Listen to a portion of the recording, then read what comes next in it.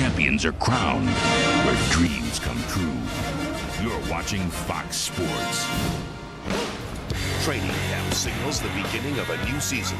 A season of renewed hope filled with championship dreams. For the NFL's 30 teams, the search has begun for that elusive. Became the first defensive player to win the Heisman Trophy. Today, he makes his first NFL start. It's the Oakland Raiders and the Green Bay Packers on this Fox NFL preseason special, coming to you live from Lambeau Field.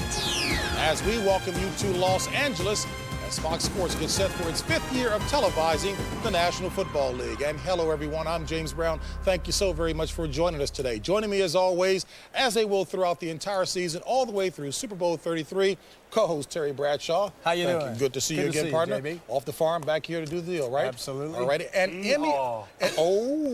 Emmy award-winning Howie Long, and the new guy with an Emmy as well, Chris Collinsworth. Now, I know Al Davis and John Gruden want this game badly today, but sticking with tradition, what do you think Howie will do?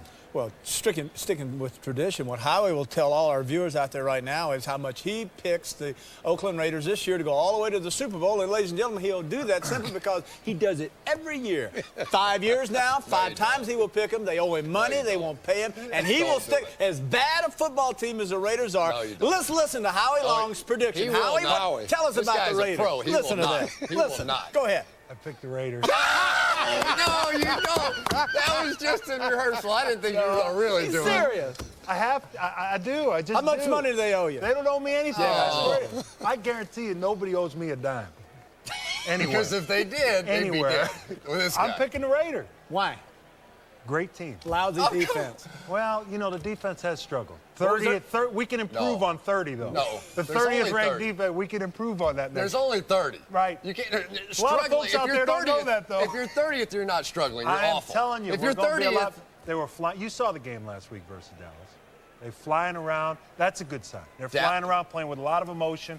Sure, they're bringing a lot of blitz packages, being a little bit more creative than you probably should be in the preseason, but you've got to get it moving in the right direction. Look at Terry. Look at him. He can't stand it. Hey, but that was against Dallas.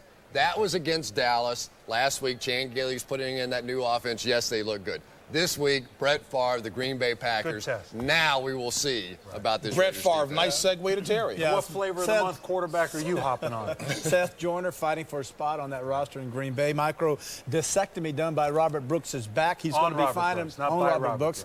Exactly. He'll be back in about 4 weeks. You got looking out for you. Microdiscectomy. He was in front of his mirror last night. Mike Holmgren, the Packer coach, had a tough time living with the loss at Denver. It was a devastating loss that they suffered in last year's Super Bowl. We'll be there for this year's Super Bowl when we get down to January in Miami. Let's talk about Holmgren, though, and what effect that had on him. Well, it had a long-lasting effect. In fact, he said for the first 6 weeks after the Super Bowl loss, he said he couldn't do anything. He said he couldn't work with the coaches. He didn't do anything. He said then one day he was on a treadmill and he was watching this thing, and it was the 5 signs of depression. And he's looking at it, he said, I got that, I got that, I got that. He said, I got depression. So he called his daughter, who's in medical school, and says, I think I got depression. She says, you don't have depression. She said, but watch the film of the Super Bowl. Because he hadn't watched the film for 6 weeks. She said, go watch the film, get that out of your system, and then go on, you'll be okay. So the next day, he started to watch the film by himself of the game, and he said, I can't do this by myself. So he went and got all his coaches. And he called them in, and he started yelling and screaming and took all his venom out. And then after that was all over, then he felt a lot better about it. And where last year their motivation was to repeat, this year their motivation is to redeem themselves. Well, I think if they're going to have redemption, he's going to use some of the things that he saw on that tape. And the one thing is a 3-time MVP in Brett Favre. You can start with Brett Favre, you're going to have a chance in any game. And you also have to have some leadership, and it's got to come from your defensive side. Reggie White, Leroy Butler, mainstays will continue to be. And a guy, you have to have that new ingredient. Everybody needs a new ingredient. Vonnie Holliday is very exciting. Be fun to watch him. Howie, you'll like him. He reminds me of you a little bit.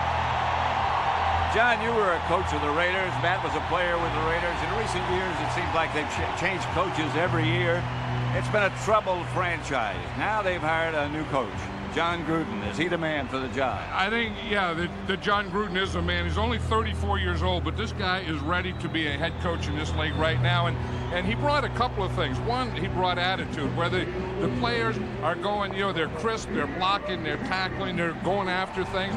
And he brought an up-tempo that I really appreciate. I went to their practice the other day, and they have a clock up there.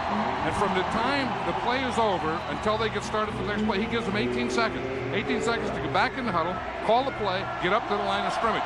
And you can just see that that's really helped the offense, but it's helped the defense too. And the pace of this team, you're going to see it today, is totally different than a Raider team in a long time. Pace has changed not only with each team, but within the league. Now, I have been on teams where you've had a new coach, you've had new philosophies, they tried pace, but you still have to buy into it. And I believe the Raiders have bought into John Gruden. When that happens, it has to come from your veteran leadership. Tim Brown is the guy. Tim Brown is the heart and soul of the Oakland Raiders. You also have to have help from your quarterback, because in this league, you don't win without a quarterback. Jeff George has also jumped on board with enthusiasm. You're not going to get it done without defense. Darrell Russell is the man they're counting on. But the guy who I'm excited about is a young guy, a rookie, Charles Woodson. You mentioned earlier, JB, that he's going to make his first start, the former Heisman Trophy winner. He's exciting. Let's keep our eyes on him.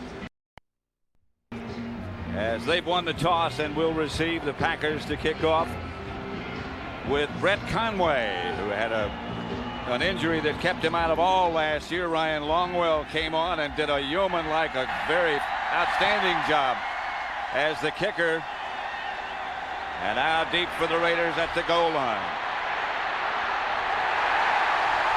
And the Packers special teams with an excellent job down to the 15, and that's where the Raiders will start. Jeff George will open at quarterback. Led the NFL with 3,917 passing yards last year, but a very disappointing year for the Raiders. In front of him, Harlow, Wisniewski, Barrett Robbins, the center, Derek Graham, and Lincoln Kennedy. Napoleon Kaufman, a new fullback, John Ritchie, James Jett, and Tim Brown wide. Ricky Dudley should be an outstanding tight end. George, 6 out of 11 against the Cowboys last week. Back to throw it on first down to Kaufman. George Koontz made the tackle. And here is that Packer defense. Vonnie Holliday, of whom Matt Millen spoke a minute ago. Gilbert Brown, Santana Dotson, and Reggie White. Not necessarily over his back ailments, but certainly they are better. Williams, Harris, and George Koontz, the linebackers. Koontz just made that tackle. Tyrone Williams, Mike Pryor, Leroy Butler, and Newsom. George. Napoleon Kaufman. They needed 3. You know, you talk about Vonnie Holliday, the new guy the Packers have on defense. Well, the Raiders have a new guy, too, and that's their fullback, John Ritchie. He's an interesting guy, Matt. You remember him way back in high school. Yeah, he played in the Pennsylvania Big 33 High School All-Star game, and as soon as I saw him, I knew he was goofy. Just the way he handled himself, but the game means something to him, and I'm always impressed with that. If you're going to be a lead blocker, you got to be goofy. And he's the lead blocker in front of Kaufman. And Kaufman nudges for what appears to be a first down, but just barely. You know, last week against Dallas, the Raiders got down the goal line a couple times, and they tried to run it in, and they weren't able to score. And that was one of the things that they've worked all this week on, is their short yardage and goal line, because that was one of the areas that they were poor in last week. You know, it's interesting because I learned this from you. You always judge a team's toughness in short yardage and goal line. It's a great place to judge offensive linemen, I'll tell you. It's 1st and 10. The Raiders at their own 25. We just started. That's Ritchie on the move. And George back to throw. Leroy Butler blitz. George got away from him, but is still pursued by him. And he just threw it away. Yeah, we were just talking about John Ritchie, and that was his man. Ritchie really saw Leroy Butler coming, and he just didn't get him blocked. I think that maybe he saw him too late, though. You know, I think in today's football, here's John Ritchie right here. And you're going to see him come out there, and Butler's going to come from the outside. You see Butler just ran right by him there. Jeff George not only felt it, but I think because it came from his right side, he also saw it. You know, I think more than ever, if you can't see in today's game, you can't play. No, because they're going to send them from all angles. Seeing is essential. This is Kaufman to the outside and up the sideline, and enough for a first down before Mike Pryor shoved them out. You know, John, one of the things that I've noticed throughout the preseason, really at the end of last season, was the inability of teams to get to the corner with just pure speed. Yeah, I think running backs have stopped trying, you know, and that's why it's so refreshing to see a Napoleon Kaufman take a ball and jump it to the outside, because it seems like the last 4 or 5 years, all the running has been that lead stuff, and it's all been inside the tackles. 3 wide receivers for the Raiders this time.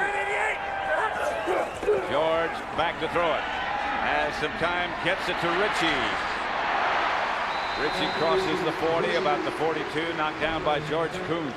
You know, John Ritchie is wearing a number of an old fullback of mine, Pete Banaszak, but he doesn't remind me of that fullback. He reminds me of another old fullback of mine, Marv Hubbard. Yeah. He wears the same kind of shoulder pads as Marv, and he looks a lot like Marv Hubbard in a uniform. Square. Big square guy. And he has grass growing out of his head. Yeah. Green Bay turf. 2nd and 5. George to throw. Has time. The ball was deflected, I believe, by Santana Dotson. You know, just watching right here, we're talking about the Raiders and the quick passing and John Ritchie and blocking. And I'm looking here and Reggie White. That's the thing, and he's still going to get a push here. You know, Santana Dotson will make a play here, but watch the push that Reggie White gets up from the outside, and that's the thing that makes Jeff George step up. You see him take Lincoln Kennedy, he just pushes him right back into Jeff George, and Santana Dotson's able to come across and make that play. 3rd and 5 for the Raiders. 4 wide receivers this time. Packers don't blitz. They get a pretty good rush. The pass is complete.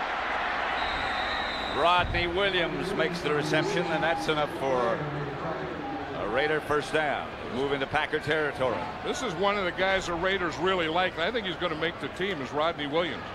I watched him in practice, and they were throwing a heck of a lot of balls to this guy, and he played baseball. He played professional baseball for 2 years with the Kansas City organization, so he's a little older coming out of college. He's like 25 years old, yeah. 1st and 10 Raiders, the Packer 45. And a handoff to Napoleon Kaufman. Picks up a couple before he's stopped by Bernardo Harris. This Oakland Raider team, you can see a difference in them. I mean, they're crisper. That pace you talked about. They're getting in, they're getting out. They know what they want to do, and I think that's all a reflection of John Gruden. Yeah. John Gruden's one of those guys who knows what he wants to get done. Right, and look at that drive. I mean, it's a 9-play drive, and like you say, it's very crisp. You know, we were talking about how they get in and out of the huddle, but once the ball snapped, they're crisp.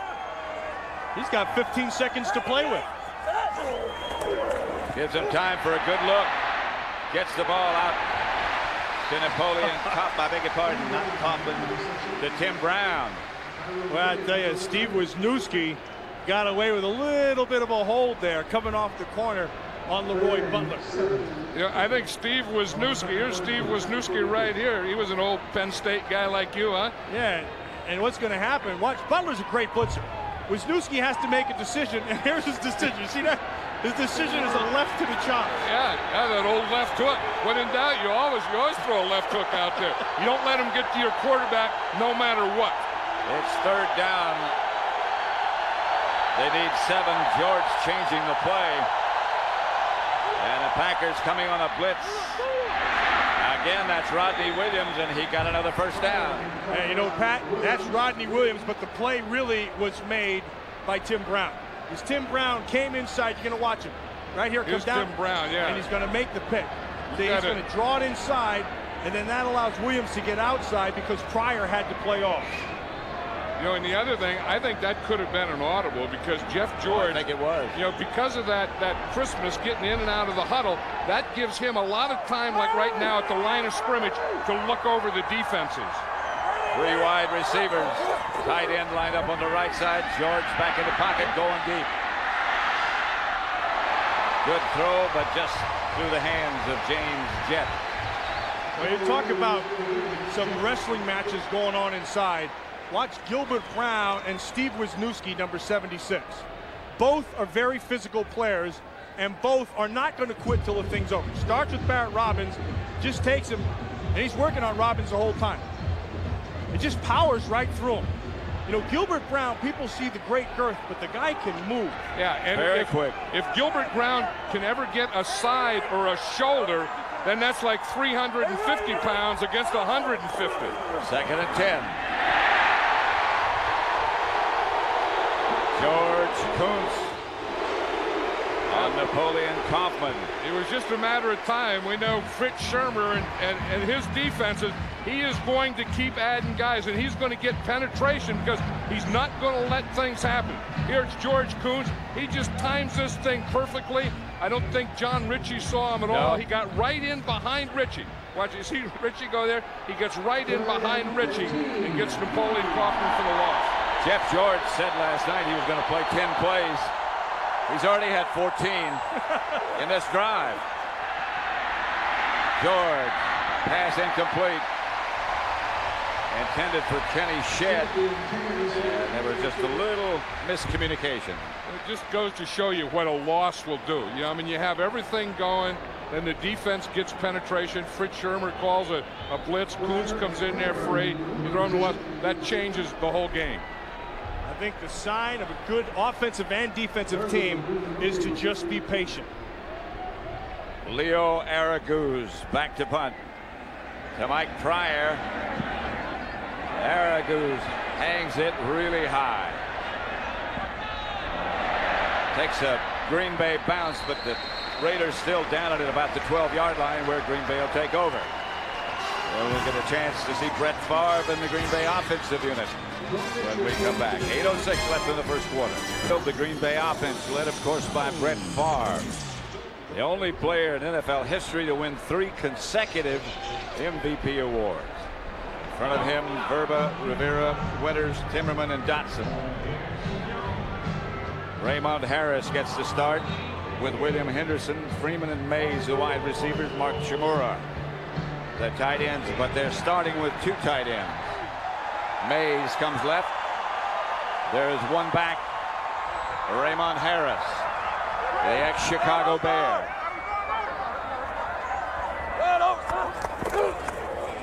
Raymond Harris. About 3. Let's look at the Raider defense. A new architect of this unit as well. Johnstone Russell, Russell Maryland, Andre Bruce up front. Morton, Greg Biekert in the middle. James Folston, the other outside linebacker. Eric Allen and Charles Woods in the corners. Turner and Newman, the 2 safeties. The Heisman Trophy winner starts at cornerback. William Henderson in front of Raymond Harris.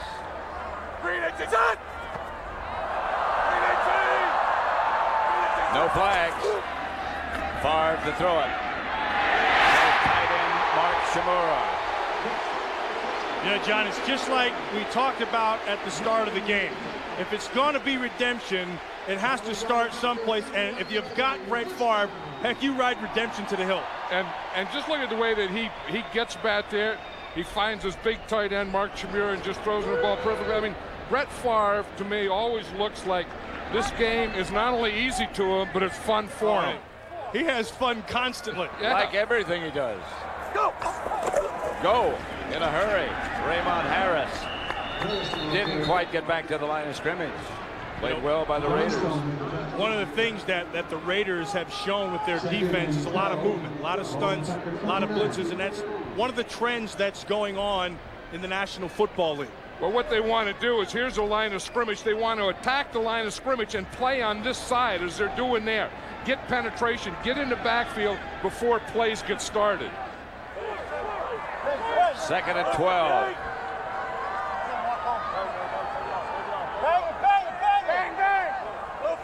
Favre changing. Movement on the right side of the Packer line. With a lot of talking going up there. Yep. Well, you know, and those offensive linemen, they get up there. Prior to the snap, false start, number 72, offense. 5-yard penalty, Still second down. That was Earl Dotson, and he's not sure which one of those things Brett Favre was saying is go. So Brett Favre is audibleizing and saying stuff to the right and saying stuff to the left. And big old Earl thought that one of those things said go. I even heard a bang bang in there. I did that whole thing. Yeah. But, so did Earl Dotson. Earl Dotson moved on the first bang.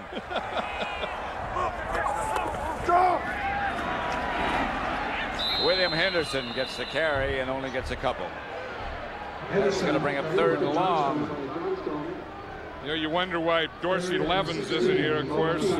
He still hasn't signed. And a couple weeks ago, I talked to Ron Wolf, and he thought he was close to signing his, star running back. And I think they were offering something like $4.3 million for a year. Yeah. And I said, geez, when you get up to 4.3, I think the guy would be running into camp the next day, and he's still not here. And that's why Raymond Harris is starting. And they seem to be further and further apart. Here comes the Raider blitz. Favre. Pass picked off by Eric Turner. And Turner's going to score for the Raiders. He got the rebound. And the first guy that made that was Charles Woodson, the rookie free agent, the rookie #1 draft choice, Right on top of him. That was a Heisman Trophy play. That was a Heisman Trophy play. Yeah. He didn't get the interception. They made the play. From 35 yards out, he puts the Raiders on the scoreboard. Eric Turner was there. He got the interception, made the Lambeau leap. Here's Charles Woodson here.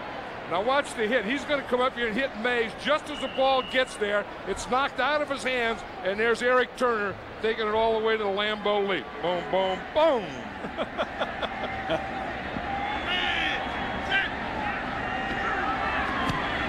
Well, the extra point is Greg Davis.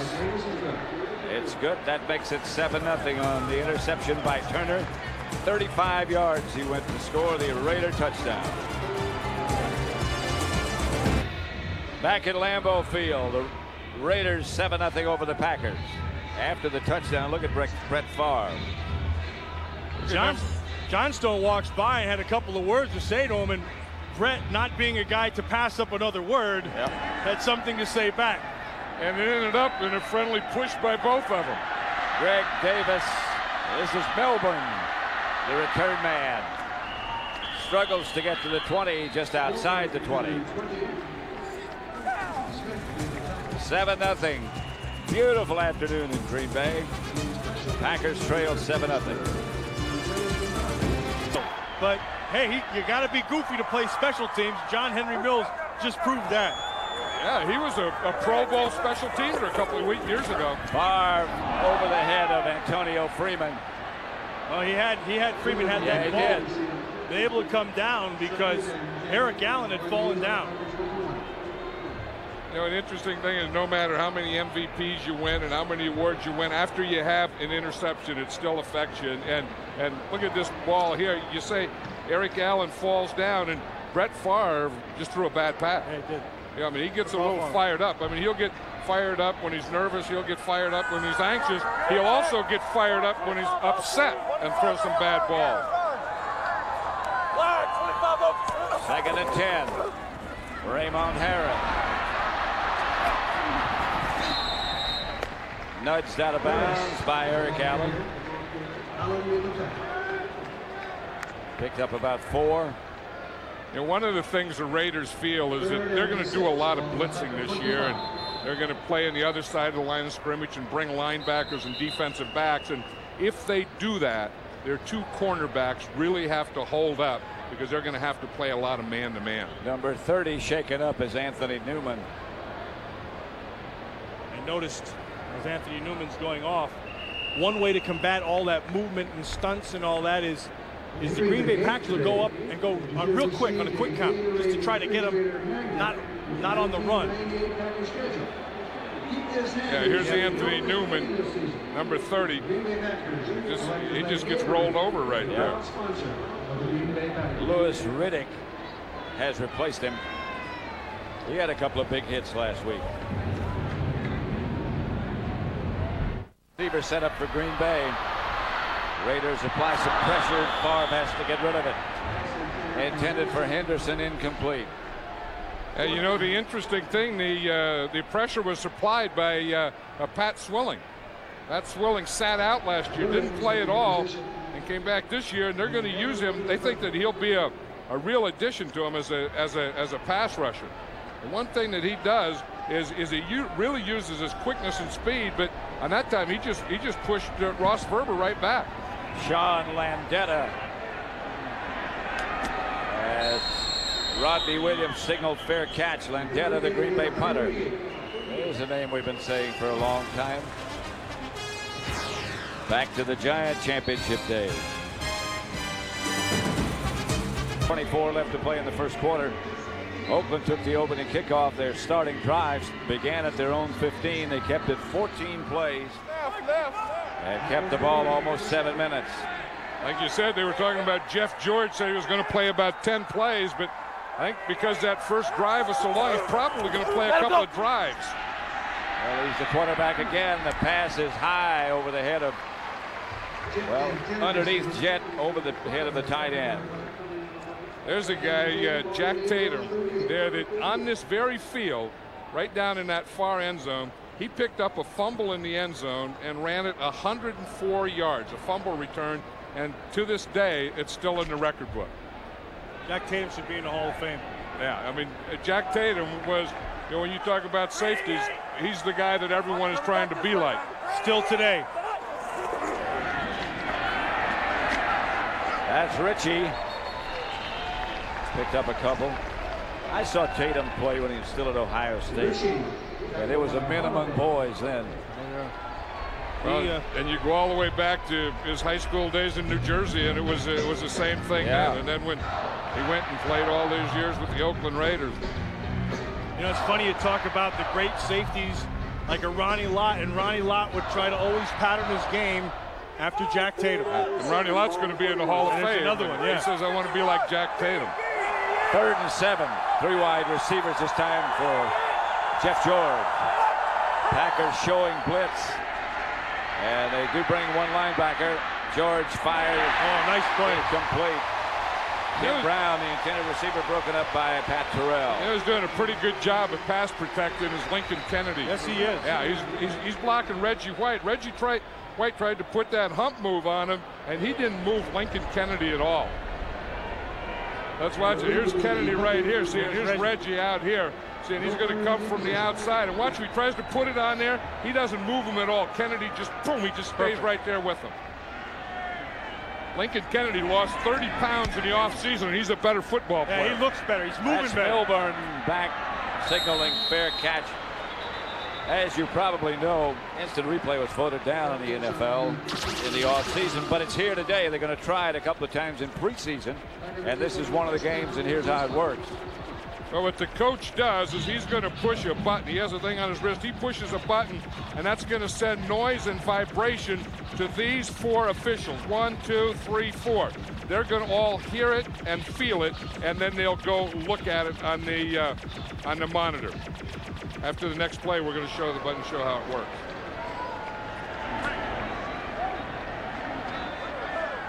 They might like that. Referee may better not stand near Gilbert Brown. He'll feel a lot of vibration. Yeah.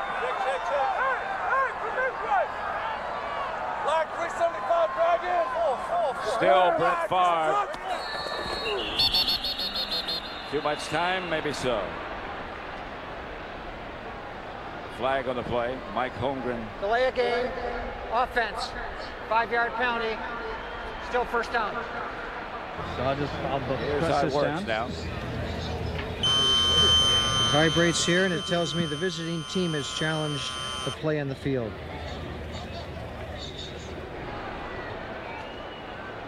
And it'll probably be the coaches in the booth that'll tell the coaches on the field, because when you challenge it, I mean, if the play's on the other side of the field, there's no way the coaches down there can see it.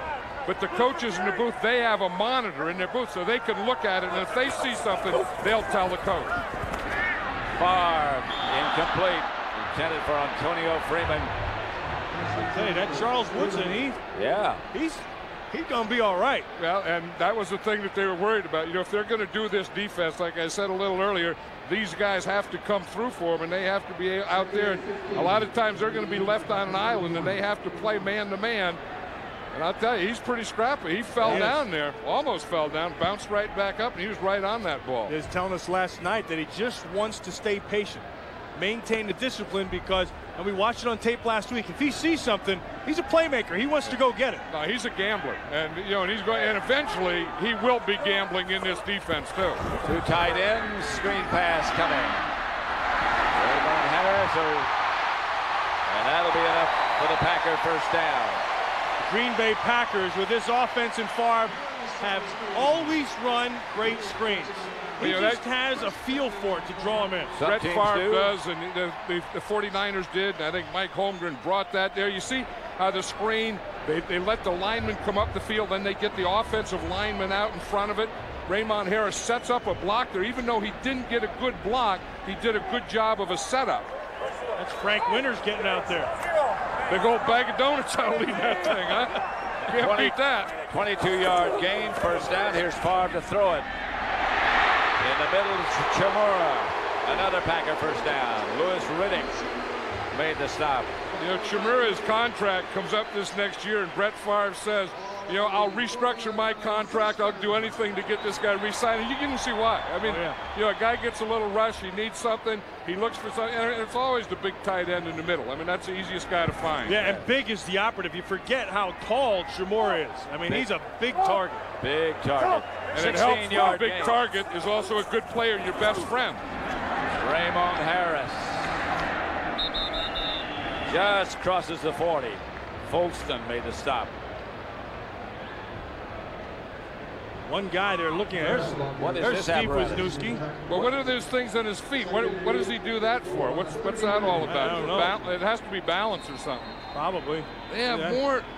I agree. Gadgets. Mine is gadgets and stuff. Yeah. And Wisniewski, I mean, he's an old guy. He's not a gadget guy. No, he doesn't need the gadgets. You need some of those for the buzz. You'll think you're flying. They look like blue hamburgers to me.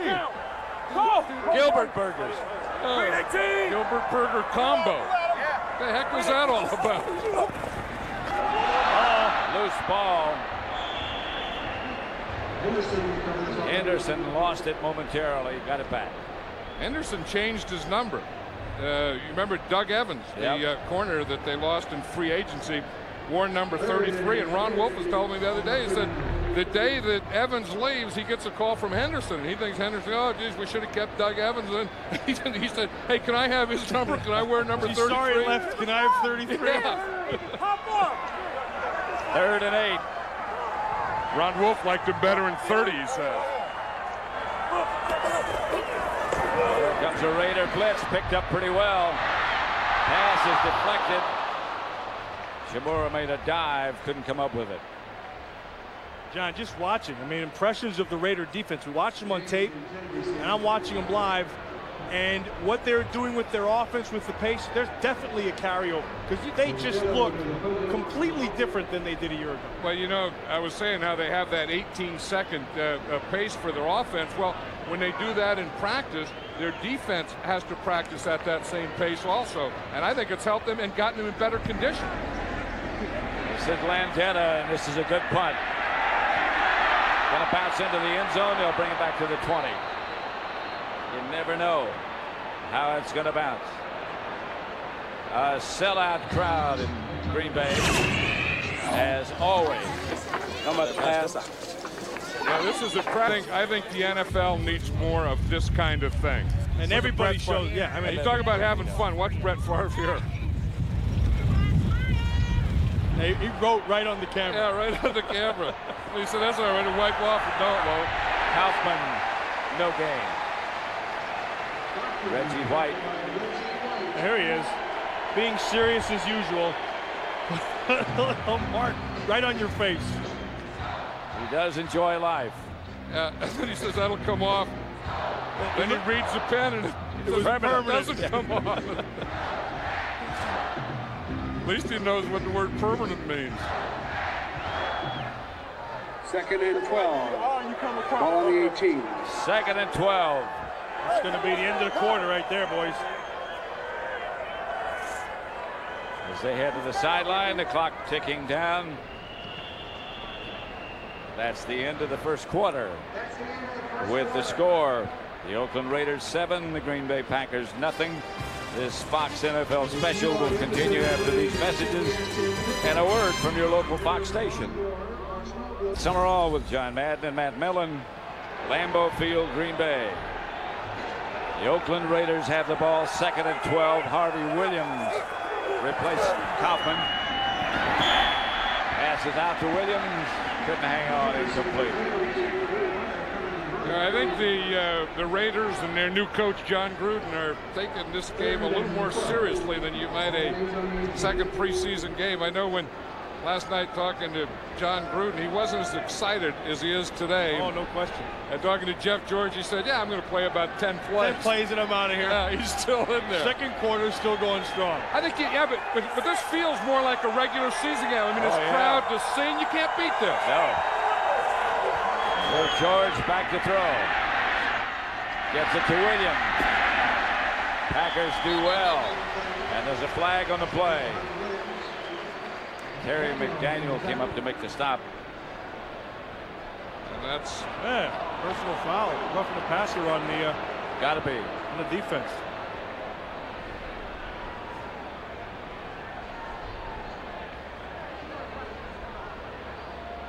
Personal foul. Roughing the passer. Number 71. 15-yard penalty from the end of the run. First down. 71 is right here. Santana Dotson. You're just going to see him. He's coming on a stunt. You see, he comes on a twist. He comes around. He waits. No one blocks him. And the thing that they got him was a little late hit. But I think, Matt, they got him for leading with his helmet. Yeah, helmet to helmet. I'm staying out of that one. That looks like nothing to me. Well, that's why I said Matt. Yeah. Throw it on me. That's Williams. There's a guy who's happy with this offense and John Gruden right now. Is Harvey Williams. He's finally getting to play, but he was so frustrated last year to be asked to block and be a tight end and be a kind of utility guy. He wants to be a running back and he wants to be a feature kind of a back, and John Gruden's going to give him that shot. Yeah, and he wants to see him today. They played the Dallas Cowboys last week in their first preseason game, and Harvey Williams didn't play. So this is his first game under John Gruden. 2nd and 3. George back to throw, gets it outside to Ritchie. George Kuntz tripped him up, but Ritchie got a first down. There's something about that John Ritchie that I saw in high school, and he's carried it with him to right now. I mean, he just looks like a player to me. Well, yeah, I mean, he's a lot like you. He came to Raider camp, and he only brought 2 sets of clothes, 2 shirts and 2 pants, and he wore one set for 10 straight days. I gotta love that. Yeah, that's twice as much clothes as Matt Millen used to bring. I never saw Matt bring 2 sets. Harvey Williams this time. Yeah, I saw him right before the game, went down to the locker room, wanted to mess around with him. He's sitting there. His hair is all over the place. I mean, John Ritchie said, hey, I just combed my hair. Steve Wisniewski said, yeah, was it a hot rock or a cold rock? Because it looked like he combed his head with a rock. But, you know, that's the thing about fullbacks is they don't, if you're going to be like a lead blocker and you're going to do those kind of things, you don't have to spend a lot of time combing your hair. That's for sure.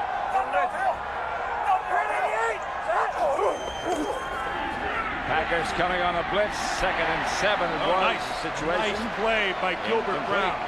And a nice play by Pat Harlow, too. You know, they get Vonnie Holiday out there, and, you know, and he's looking good as a rookie, #1 draft choice.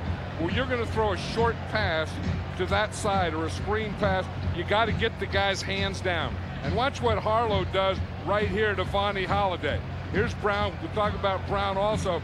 But watch how he gets his hands down. See, here comes Gilbert around. But you see how he goes down? He gets Vonnie Holiday's hands down, then you can throw over him. Gilbert Brown did a nice job of recognition and getting out into the flow. 3rd down. Long yardage. Now there's something that the Raiders have been practicing. Remember John Gruden told us they brought in a sound machine? And you cannot copy what Lambeau Field gives you the whole time. And he said it's going to be a great practice for Arrowhead Stadium. That's where they opened their season. Last season, King of the Hill ended with a bang. The event that rocked Ireland. Now one question remains: who will survive? Back at Lambeau Field, 3rd and 7 for the Oakland Raiders. They're 3 out of 6 on 3rd down. Jeff George, who said he was going to play 10 plays, is still playing. And we're well into the 2nd quarter.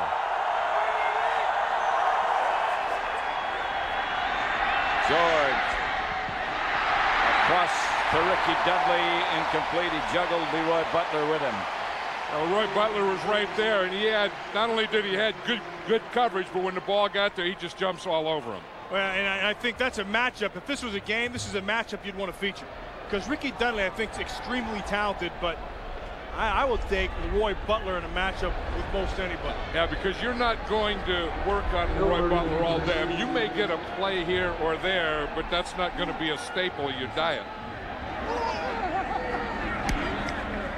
Araguz to Milburn, who lets it bounce into the end zone. They'll start from the 20. 48-yard punt by Araguz. Green Bay will start from the 20. Don the baseball cap. 3 out of 8, 53 yards. He had the 1 interception. That was for the Raider touchdown. So he's probably through for the day, and Doug Peterson has taken his place. Peterson's been around a while. 6-year veteran. Yeah, I was just thinking how this hasn't been a sloppy game at all. And then you change quarterbacks, you change all your rhythm, and boom, the first thing you have is you fumble the snap and the Raiders recover it here. Now, does that happen from pulling out too fast or just not being used to the rear end, or what is it? I think it happens from the center pulling out too fast, and that's a problem that they've been having. And to me, there's still no excuse for it. I mean, from day one, you have to be able to get the exchange between the center and the quarterback. It looked as if Morton made the recovery. And the Raiders take over at the Packer 20. And they have a new quarterback, Don Hollis. Harvey Williams straight ahead for about 3. You know, we talked to John Gruden last night. One of the guys that he wanted to see was Harvey Williams. And specifically, he wants to see him in the goal line because he feels that right now he doesn't have a goal line and short yardage runner. And he wants to find out in this game if Harvey Williams can be that guy. 2nd and 7. John Gruden, just 34 years old. In fact, tomorrow is his birthday. He'll be 35. There's Hollis. Gets the ball to Ricky Dudley. But there's a flag on the play as Dudley gets it into the end zone. Even if it's not a touchdown, it's time for a spike. I think it is a touchdown. I think Bernardo Harris was on him before he caught the ball. I think that's what they're going to call. Ricky Dudley looked like the Ricky Dudley they want to see every play right there. I mean, went up and kind of did his basketball thing, got his body between the ball and the defender, and then just powered his way into the end zone. That was a nice piece of running. Number 55 on the defense. That penalty is declined. Result of the play is a touchdown. And 55 is Bernardo Harris, and he was the guy that was covering Ricky Dudley. I think he grabbed a hold of him before the ball got there. And Ricky Dudley, like you said, Matt, is so big and so strong that he can play off a defender and still catch the ball. Greg Davis will try the extra point.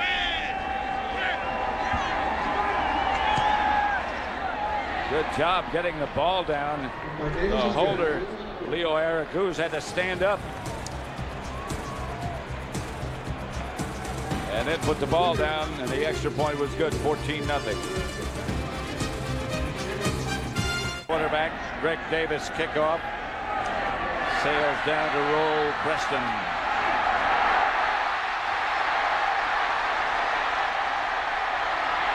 Preston stays on his feet out all the way back to the 44-yard line. Good return.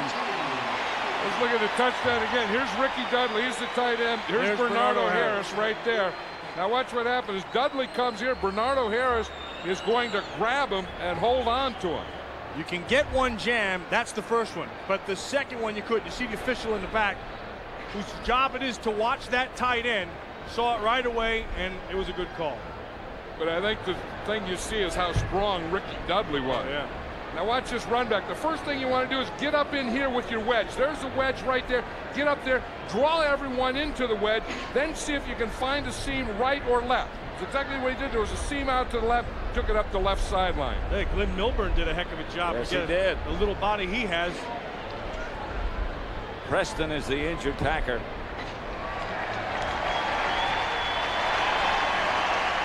Marquise Walker, who Preston finished seems him off. okay. Oh, Preston, I think it's going to be between he and Glenn Milburn as to who's going to not only be the return guy, but maybe make the team. I don't know that both of those guys will make the team. And it's interesting because it becomes a numbers game in the final cutdown. If you're going to keep a back or if you keep a receiver, what kind of offense do you have? How do they fit in? Who performs on special teams? All those things come into play. An interesting thing is it affects both of them. Yeah, and it affects the wide receiver position and the running back position. Peterson. That's Raymond Harris. Packers unable to get on track. Their first 4 possessions, not very good. Well, you know, as a coach, you don't mind this one. You don't mind this one. You don't like this one, and you have to hate that one. When you fumble your exchange, your backup quarterback's first play in there, you can't come in and give him the ball in the 20-yard line. And that's both of their touchdowns. And here it is again. He did it again. Exchange again. And it looks like the Raiders might have it again. We'll wait and see. They think they have. You know, at some point you have to say it's a quarterback because the center's the same guy. It's Frankie Winters, and he's been snapping forever for Brett Favre, and that doesn't happen. So you get a different guy in there with a different snap count and a different feel, and that has to drive coaches crazy. I think he got that one up there. It looked like Doug Peterson just dropped the ball. Missed his hands. Well, judging his hands by went in the right place or something. Frank Winters muttering to himself, he wasn't too pleased with what was going on behind him. Yeah, but you can't. I mean, in 2 plays, Matt, they gave him the ball in the 20, and now they give him the ball inside the 40. You can't play football like that. That's Harvey Williams as flags fly everywhere.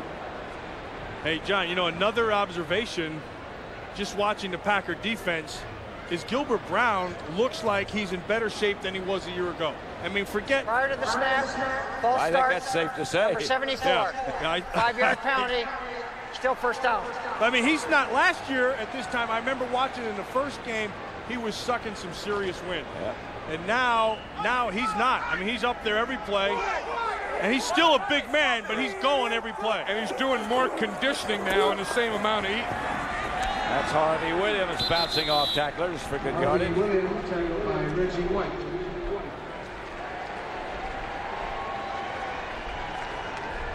Second and 7, ball on the 36. Turnover ratio 1996, 2 years ago. Packers were plus 15, and last year they were even. And today they're losing.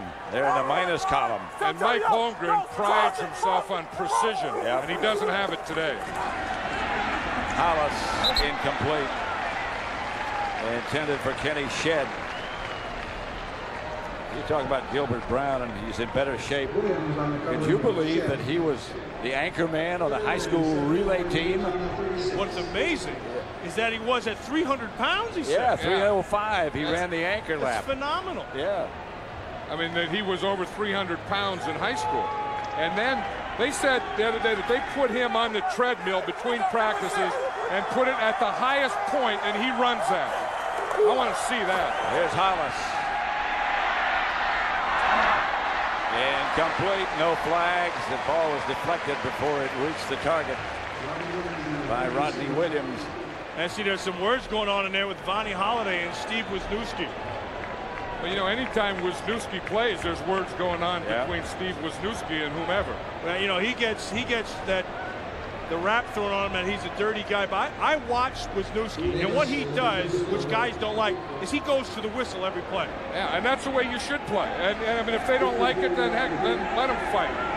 This is going to be Greg Davis from about 54 yards.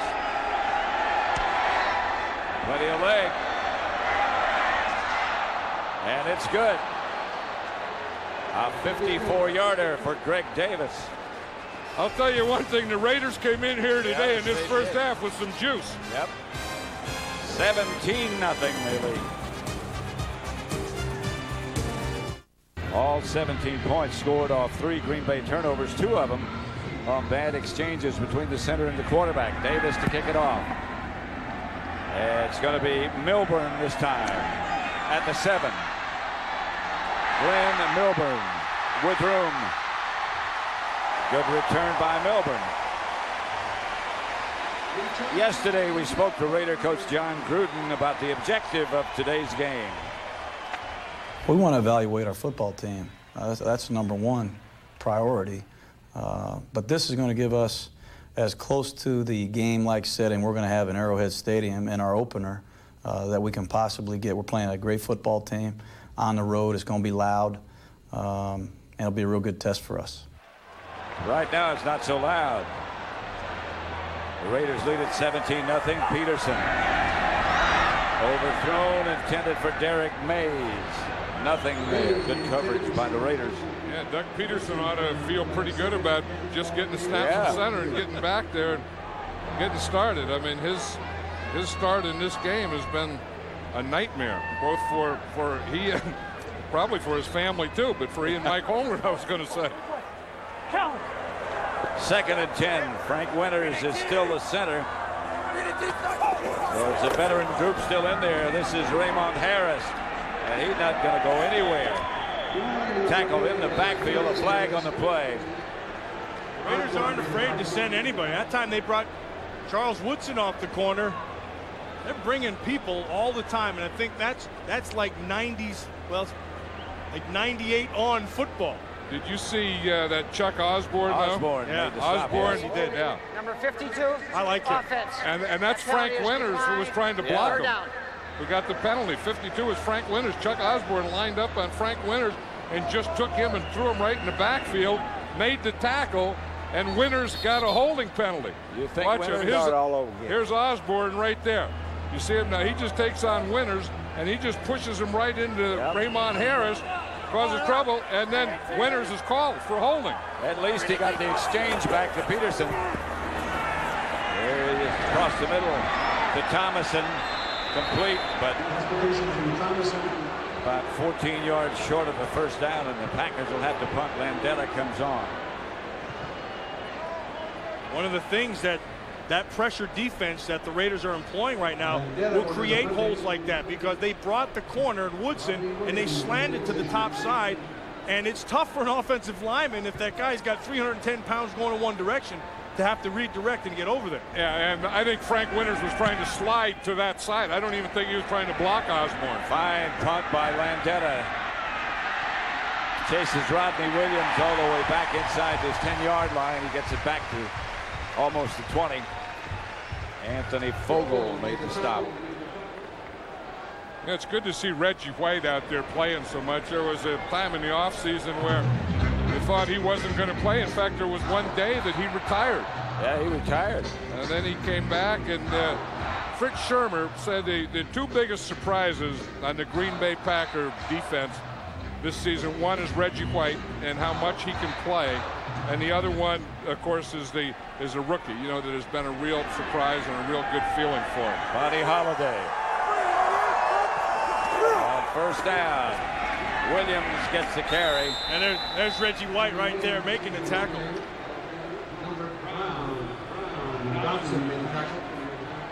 There's all kinds of ways to make this football team. Special teams is really big if you're a young guy. Watch Anthony Fogel, 24. I mean, he takes the beltway, uses a couple of shields there, gets in there, but still nonstop, worked back onto the field, avoided the penalty, made the play. That's not the parade route, is it?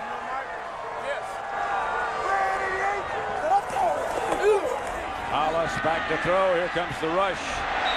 Incomplete.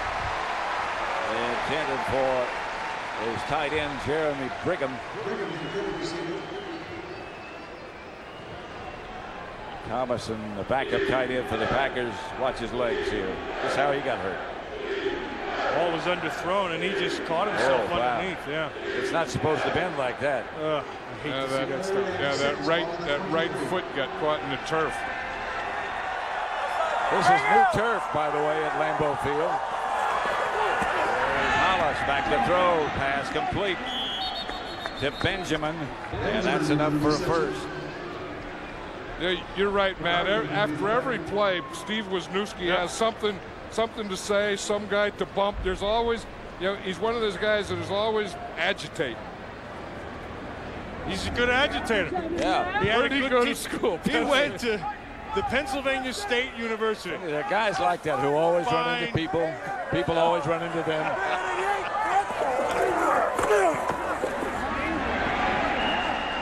Harvey Williams, nothing doing this time. But I think he's one of those guys that is a tough journeyman veteran, guard who just knows how to play football and plays it from the time the ball is snapped until the whistle blows. And he loves it. And if I had a team, I would always have guys like Wisniewski because it means something to him. Give me a guy who it means something to. If you had a team, everybody'd be from Penn State. No, but if you had a team of Wisniewski's, you'd win this league every year, too. Here comes the all-out blitz from Green Bay. Hollis fires downfield, incomplete. Kenny Shed, I believe, was the intended receiver, well over his head. Good coverage and an effective blitz. Yeah, Wisniewski there and Gilbert Brown, and what I meant is not a whole team of Wisniewski bodies and types, but if Wisniewski, like you say, is the type of guy that just loves football, plays it, with everything he has. If you had a whole team of guys that just loved the game, had a passion for it, and would play it the way it's supposed to be played, then you'd win every game. 3rd and 10. There comes the blitz again. Flag on the play, ball deflected. Well, that's Terry McDaniel working on Williams, and the flag was thrown that way. John, this goes back to what we were talking about who bumps who or who holds who. Yep. Yeah, and it's never just one guy, it's both of them now. Obviously if the offensive guy does its offensive interference, the defensive guy does its defensive interference. What if they both do? Holding, number 26 on the defense. 5-yard penalty, automatic first down. Holding against Terry McDaniel. Now let's watch Wisniewski inside. He's working on Vonnie Holliday, number 90, the rookie. Yeah, Holliday plays in base, and then he comes inside on the pass rush. Wisniewski picks up Pryor there. Yeah, he just gives him. That's the old. See how he doesn't stop? Old business, yeah. Harvey Williams, right side. Flag on this play too as well. There's a flag right there. I always said that Steve Wisniewski is a heart stealer because if he has a chance, he's going to take your heart away and make you want to try to quit. And you'll get so frustrated that you'll get off your game. And he'll just get in your head and stay there all day. I thought you meant he was romantic. Heart stealer. Yeah, I don't think so.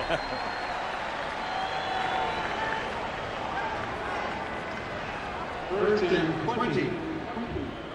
He had a good teacher, Wisniewski. His brother played for the Colts, Leo Wisniewski, and also played with me. I've known Steve since he was just 8 years old.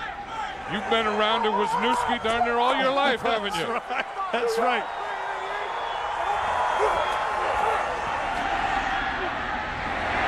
This is picked off by Mike Pryor. See now, Mike Pryor, Wisniewski didn't take his heart out because Mike Pryor was the guy that Wisniewski was blocking. Mike Pryor came on a blitz that time. Here's a 13. He just gets a jump in the ball. The ball's overthrown. Mike Pryor picks it off. It's funny with Mike Pryor. You talk to all the defensive coaches, they say the same thing. We can't do anything without Mike Pryor. You got to have him. Not only the defensive coaches, the whole team. You talk special teams. They need Mike Pryor everywhere.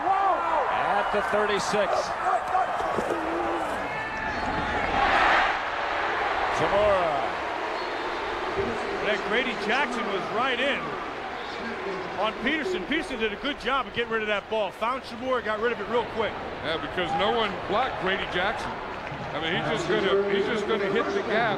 Just gonna see him right here. And again, this stuff confuses him, and that's the thing that Willie Shaw was saying last night. Sometimes they start looking at linebackers and defensive backs, and they forget to block linemen. 1st and 10. Peterson to Schrader. wearing Sterling Sharp's old number. Much bigger than Sterling Sharp. Sterling Sharp is a heck of a player. Bill Schrader has lots of ability. I mean, he's a guy who can do a lot of things. He needs to focus in on doing one thing, and that's just playing receiver. But they're really thrilled with the start in camp that he's had this year. Zamora checked in at the last second for Tyrone Davis. Here's Peterson back to throw it again, if he has time. Through the hands of Mark Zamora. A couple balls thrown here today that should have been caught. That one he really fired. Yeah, there's some mustard. I think, and you have the Green Bay didn't he, in that pregame show? Just a few seconds. No one owes me anything. Yes, I was very happy. Peterson, complete. Out of the reach of Schrader in the end zone. Protection was adequate that time. Part of the protection that the Green Bay Packers are looking at is their left guard position. Now, Marco Rivera started the game and opened in the first quarter. In the second quarter, now Andruzzi, number 70, is in there. And that's one position in an offensive line that they have to get solidified and straightened out. I think Peterson's having problems hearing the play from the sideline. Yeah, I think he was signaling to them that he wasn't getting their call. Peterson back to throw it. Touchdown to Derek Mays. And the Packers get on the board. That is a good throw and a good catch. Doug Peterson doing the throwing, Derek Mays doing the catching. He was just outside, he just ran a slant in there, and he just threw it right between the defenders. Nice job also by the offensive line of giving him just that amount of time. Well, watch here. Here's Derek Mays. See him start up, then he's going to go in, and that ball is perfectly thrown between three defenders. Derek Mays had good body control as he came in there, too. Gave Doug Peterson a target. Conway hits the extra point. And it's 17-7 this week on Fox Saturday Baseball, the big unit. Randy Johnson is scheduled to... Brett Conway's kickoff handled by... No. You know, talking about Ted Hendricks played, of course, for the Green Bay Packers. He played for the Oakland Raiders. He's in the Hall of Fame. He's at the game today. Saw Ted Hendricks before the game. Al Davis was in here. George Blanda was in here. Jim Plunkett. Yeah, Jim Plunkett came by. Tom Flores. That was like old home week. Saw Jack Tatum earlier, as you mentioned. Willie Brown's down there. Yeah. And Willie Brown, Fred Biletnikoff. There's 5 guys who were named in the Hall of Fame. Thomas, pass complete to Rodney Williams. Rodney Williams looks pretty good. Yeah, I think that you know, he's probably up until this game been a kind of a well-kept secret. And you put him on national television, and everyone sees him on Sunday. This is the only game being played today, and all the other teams are watching this or have a tape of this game, and they're going to know about Rodney Williams. Hollis changing the play. Drops and throws. Pass complete. Kenny Shedd had the ball, had it knocked loose, but he was down. That's a heck of a catch by Kenny Shedd to come back. That's good. That's good body awareness. Watch him twist his body to come back and make this catch. You know, and he's a guy, Kenny Shedd's a guy that has great speed. I mean, he's been a heck of a special teams player for the Raiders, and if they can get him in, you know, he's a guy that can go deep for him. The Raiders have always had great speed, always.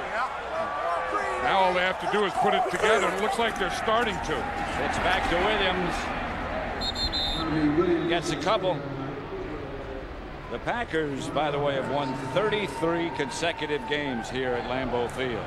You know, Pat, with a guy like Vonnie Holliday, they're going to win a few more. Because you can watch him number 90. Now, this is just a rookie. He was a defensive tackle. He's learning how to play defensive end, but he does everything right.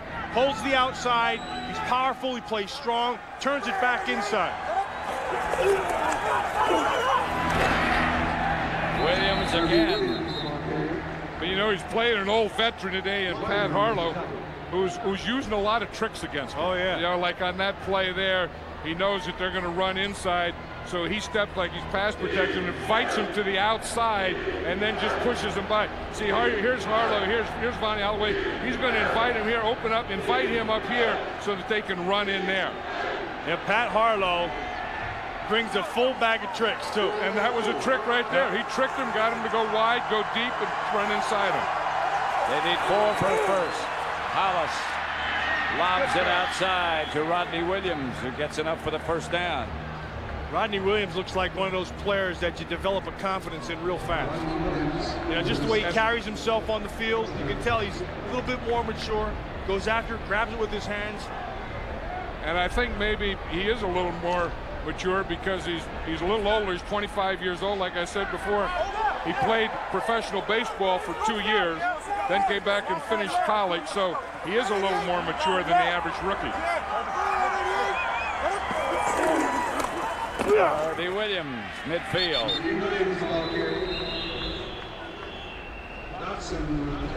Two minutes left to play in the first half. The Raiders lead the Packers by 10, 17-7. Raiders leading the Packers 17-7. 2 minutes to go in the first half. Reggie White still playing, and that is a pretty fine accomplishment right there. Yeah, I think so. That, you know, that is one of the things that they wanted, is Reggie more on the field now, and they're saying that, you know, that's been a big surprise for Fritz Shermer. The other thing is Gilbert Brown still out there. Yep. Gilbert Brown last year only played like 25% of the plays, and he even says, he said, I just have to be on the field more. I mean, I can't just be out there 25% of the plays. So he's trying to work himself into a condition so that he will be.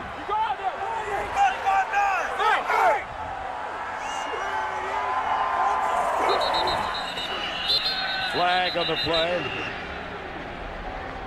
Don Hollis, the Raider quarterback. Ball start. Played Prior to the collegiately snap. at Rice. Number 77. This is against 5-yard penalty. Still second the down. Raiders' Pat Harlow. You know, as you see right here, now this right now is going to be banned by the National Football League unless you have a doctor's excuse. You have to have a clear shield on your eyes. Gilbert Brown has problems with a lot of bright sunlight, so he was allowed to wear that black visor. Yeah, in fact, he even has his car windows are tinted because of that.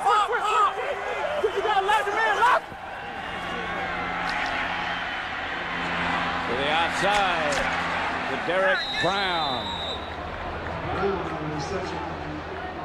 You know, John Gruden was saying that the Raiders want to use a lot of 2 tight ends this year, and if that's going to happen, Derek Brown has to be one of the guys. He's kind of been a disappointment thus far. He's been in the league for 7 years. Came out of Notre Dame as a #1 draft choice of the New York Giants, and has really never been the guy. Never has. He feels he never had a fair chance. I feel he never blocked. Hollis dumps it out to Williams. Williams down at about the 35. Oh, Reggie White's getting up a little slow, working on Lincoln Kennedy. Lincoln Kennedy's done a good job over there. Reggie's gone after him with a lot of power. Lincoln Kennedy's got himself down in shape like you talked about. Yeah. He's done a good job. You talk about things that would be worth watching. Just Lincoln Kennedy against Reggie White is a pretty good ticket. Don't forget, again, coming up on the Visa halftime report, J.B. Terry, Howie, and the new guy, Chris Collinsworth. We'll have first half analysis plus a look at what's happening in the NFL preseason. Well, that Randy Moss. There have been some surprises. Yeah, well, one of them, I don't know how much of a surprise, but that Randy Moss, I've heard glowing reports that the Minnesota Vikings look like they're going to score lots of points this year. Yeah, I mean, you have Jake Reed, you have Chris Carter, and then you put Moss in there. I mean, those are some threats to catch that ball. And you got your quarterback back to go with him. Hollis is hit by Leroy Butler just as he let go. Leroy Butler came from that outside. Hollis must have been looking to the left, because usually when he comes from the quarterback side, he sees that. But I don't think Hollis saw that, because you're going to see as he comes back, Here's going to cut. Butler's coming right from that side right there. Never saw him. And the reason he didn't see him is because he was looking to his left. Yeah, there you go. Look at that right there. So he's looking this way. Butler's coming this way. And also was a fumble. I saw the official threw his beanbag to mark it as a fumble. It'll be 3rd and 14.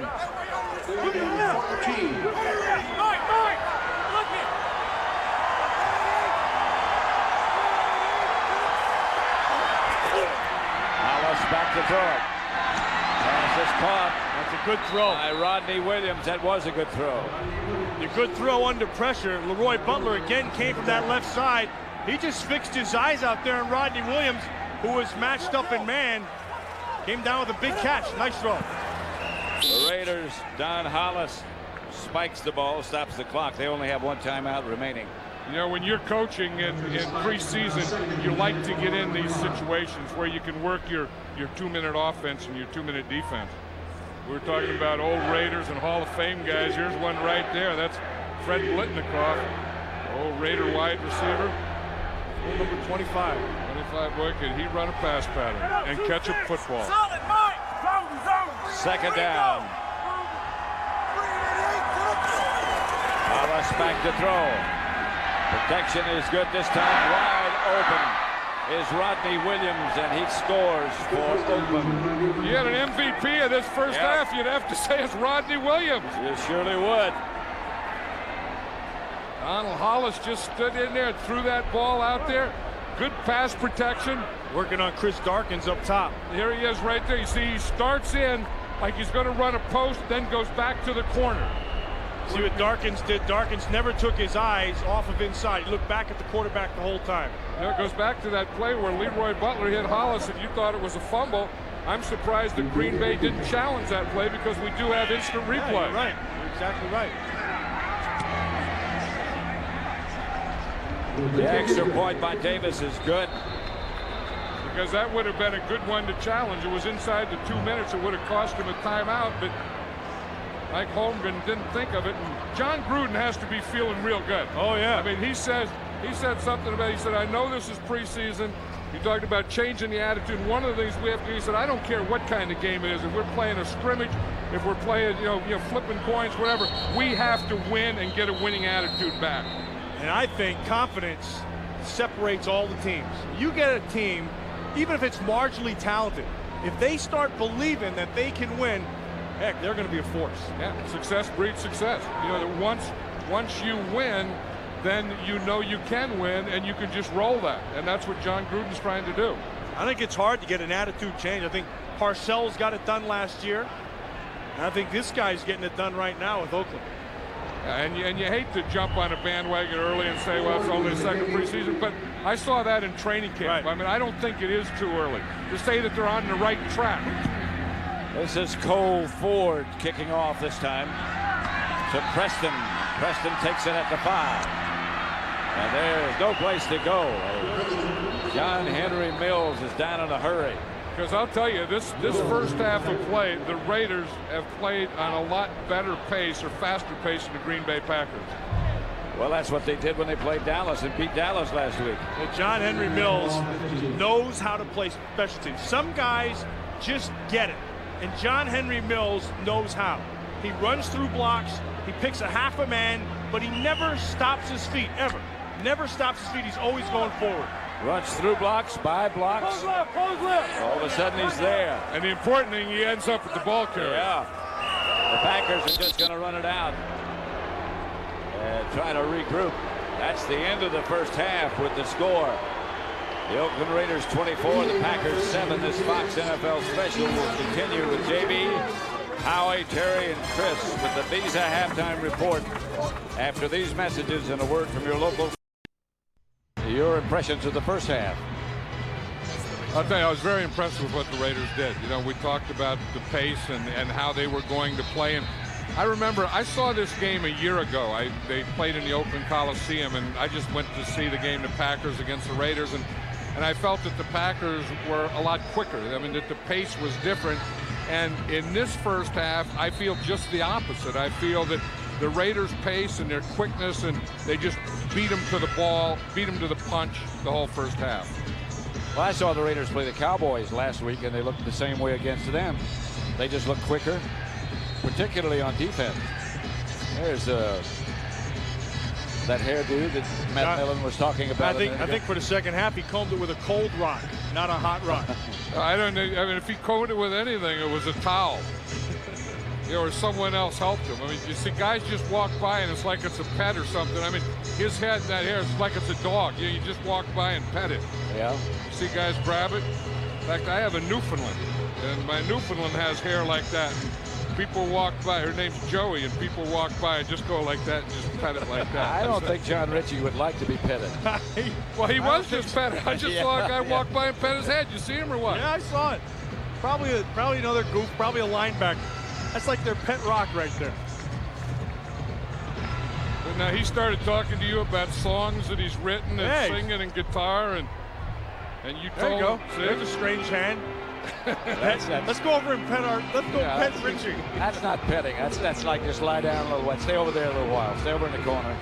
But he's what? He's written some songs. Yeah, he said now. he's written 30 songs. He said he brought his guitar. He says he's singing better, which of course draw a couple of guffaws from the boys. That's what happened to his hair. Yeah. What did you tell him? Remember where you're from? Cole Ford kicked off to Milburn. And Glenn Milburn breaks out of the pack. Outside the 30 to 33. Ford was one of those who made the stop. Yeah, that's one thing that Mike Holmgren can talk about at halftime is just, you have a different group of guys. You're going to play a lot of guys, but guys are still playing to make this club. Yeah, and he can tell them, hey, we got whipped in that first half. I don't care how you look at it, and we got to speed things up this second half.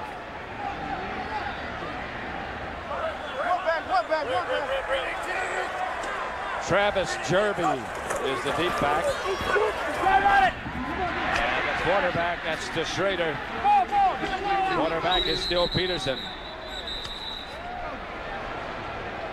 One of the things they talked about at halftime too, Matt, was probably taking care of John Henry Mills. And they said, don't worry if he jumps, don't worry if he tries to run through, you just go get him. Oh, me. He went 15, 20 yards backwards. That's McKenzie and Lamont Hollenquist, 56. I know it. They told him, you take him right back where he came from. Second down. And off to Jerby. Jerby gets a first down. John Henry Mills is to the Raiders what Travis Jerby is to the Green Bay Packers. He's a special teams fanatic. I mean, last year he made the Pro Bowl. This year he came in with a new attitude. And his attitude was, if I can go to the Pro Bowl as a special teamer, why can't I do it as a running back? And his goal was to be a top-flight running back. Preseason, he's been really, really tough. Yeah, of all the games I've seen in preseason, I think Travis Jerby is the best back I've seen. Averaging 12 yards a carry. That's pretty good. Jerby has it go through his hands. He was well covered. Rob Holmberg was right there on him. I mean, that's one that shouldn't have been thrown. I mean, you can't blame Travis Jerby for that. The linebacker was right up there. And, laughing about something. Well, he's kind of... He's a goof, too. Well, yeah, he's a goof, too. Yeah, no question. We talk about one side having a goof. He's a goof. In fact, he has his hair dyed. I saw him in a locker room the other day, and he said he got a bad dye job up here in Green Bay. They don't know how to do it. The first one the woman ever did. Peterson down the middle, incomplete. Flag on the play.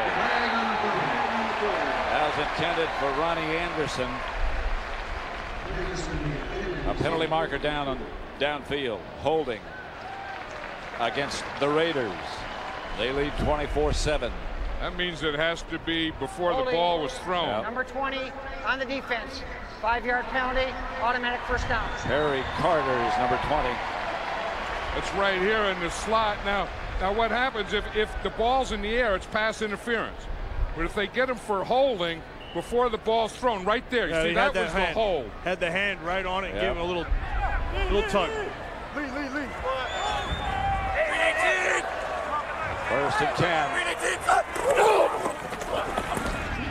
That's Emery Smith, the brother of Emmitt Smith. the Packer fullback. You guys got 2 colors on your telestrator. What color are you, John? I'm this one right here. Whenever you see that like that up there, that's, yellow. That's this. And I'm X. See, I'm Mr. Blue. I'm blue. I'm Penn State blue. Oh, yeah. I'm gold from the Golden State. Gold. I knew it wasn't yellow. No, or the hair color of Travis Jervey. Yep. And that's what he had done. He said that, you know, he has it done all the time, but he'd never had it done in Green Bay. They don't know how to die in Green Bay. No, they don't know how to die. They just keep on going. That's DY. That's the kind of day it is. 24-7, the Raiders lead. Injury to Holmberg. Here's what happened. Penn State. Yeah, he was just standing there, and they rolled up on his knee. Here's Rob Holmberg right here, and you see right there, it's that right knee. That's breaking a rule. Never stand around a pile. That's right. You always either get in it or get away from it. Peterson throws behind Jervey. Ball might have been deflected. Emery Smith was the intended receiver. Sorry. Hey, Emery Smith, you know, has the same number as Emmitt Smith, yep. and you know, as Emmitt Smith's brother, but he's a lot bigger than Emmitt. You know, Emmitt Smith, of course, being a halfback type, and Emery Smith weighs 245 pounds, and he's the fullback. 3rd and 9. Peterson hits the receiver. He had a first down and then retreated. Yeah, that's the thing, that you always have to know where that first down marker is. And there are times that you want to come back in and break a run, but there are times that you just want to go down and get the first down. That's just awareness. Yeah, he had it. You're exactly right, Pat. He had one more step and he had his first. Well, see, and he has to know where it is right here. So you look over here and know where it is. And he catches it there. And if he just gets up beyond that line. All he had to do is go to here. Yeah. And, you know, turn it straight up rather than coming back in here. I mean, Morton was standing right in the way. He could have taken the low road and gotten himself the first down. And Mike Holmgren is telling everybody around him the same thing. That's what he's saying. Yep. I think he was saying it to Andy Reid. What the heck did he do? He had the first down. What did he go backwards for? It's 4th and about 1.5 yards. The guys that always get it are the umpires. If you ever notice that, it's always the umpire that's behind the defensive line right there that gets it more than anyone. They're going to go for it.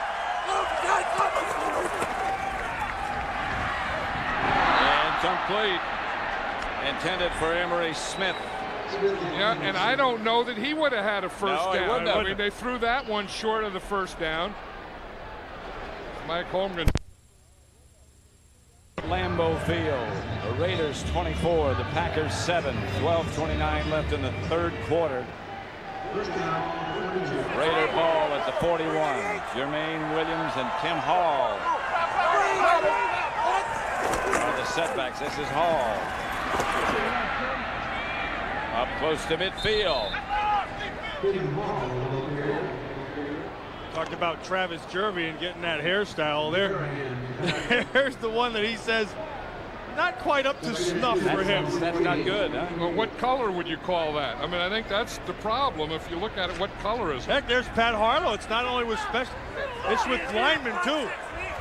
No, a lineman has his hit. No, that didn't happen. That's not good. No. That's Hall again. I was talking to Pat Harlow before the game, and I said, what is up with the hair? He says, well, see, I'm getting a little gray here on the sides, so my wife said you got to do something with that. So he said he went and he got this done. And he said his son says he looks like a banana. Oh, man. I'll tell you, it's been a long time since I've coached the Raiders, but we didn't have any guys that did that to their hair. All again. Just a couple. You know, Pat, I still think if they were to build a shrine to professional football, it has to be here. I mean, this, to me, will always be what it's all about. I mean, you look at this field, the grass field, stands, just the bleacher seats. The 80th year of the Packers, all the names, the great names around the top of the stadium. Curly Lambeau, all the way back to 1919. Ray Nitschke, the late Ray Nitschke, passed away during the offseason. Hall takes the reception. Terry McDaniel. I remember coming up here a long time. That's City Stadium. That's where the Packers used to play. A little bit bigger than that. But they used to throw guys over that fence to get them into the game. What, over this fence or the other fence? Oh, the other fence. The other fence? Outside fence. They were a little out of breath when they landed. But maybe the guy would stand there and they just pick him up and throw. That's how they got into games? Yeah. Only in Green Bay. Third and 7. Pass complete. Then yard loose. Brigham made the reception, but a flag on the play. This is another guy that John Gruden likes, is this Jeremy Brigham. He was a backup tight end at the University of Washington. But he didn't play a lot, Yep. but the little that they saw of him, they really did like him. He said, which I thought was... Illegal contact, number 43, defense. 5-yard penalty, automatic first down. When we met with him last night, we were talking to him about Brigham. And he said, well, when they threw it to him, he caught it. That's pretty good. Isn't that what you're supposed to do? I think that's his job description. You throw, I catch. You saw Williams working outside on Darkins, and he just got a little jam inside, but he was working on McGarrahan, 43, who the penalty was called on. McGarrahan kind of reminds me of Van McElroy, old safety for the Raiders. Yeah. He carries himself that way. He's a hard-hitting guy. He's a bigger guy than Van McElroy was. Defense, first down. Bill Carollo, by the way, is the referee. And he's a guy that is going to make the team. And there it is right there. Yeah, what they called was McGarrahan had his hand on him before the ball got there. Hey, that's throwing into a crowd. You know, if that ball were intercepted, you tell the quarterback, you shouldn't throw that. You threw into a crowd. That's right. And you start to say that as a coach. Hey, you threw into, hey, great throw. There's Bill Callahan, the new offensive coordinator, the Oakland Raiders. This is a challenge. We're not sure yet. You can see Fred looking up here. See, that's the monitor right up here that they're looking at. John Gruden said he was going to challenge something. As long as they've got it here, we might as well use it. Now they're going over on the far side of the field. The referees, the officials are, to look at the television monitor down about the 20-yard line. Now, if he's correct, no charge timeout. No charge timeout anyway, but until you get in the last 2 minutes. You can't see if the ball hit the ground or who has control of it when it gets down there. Yeah, it didn't hit the ground. I wonder if they're not going to. See, you don't know who has control of it. Unless they're trying to say it was. No, now there it goes. There's no control. Yeah. There's the review.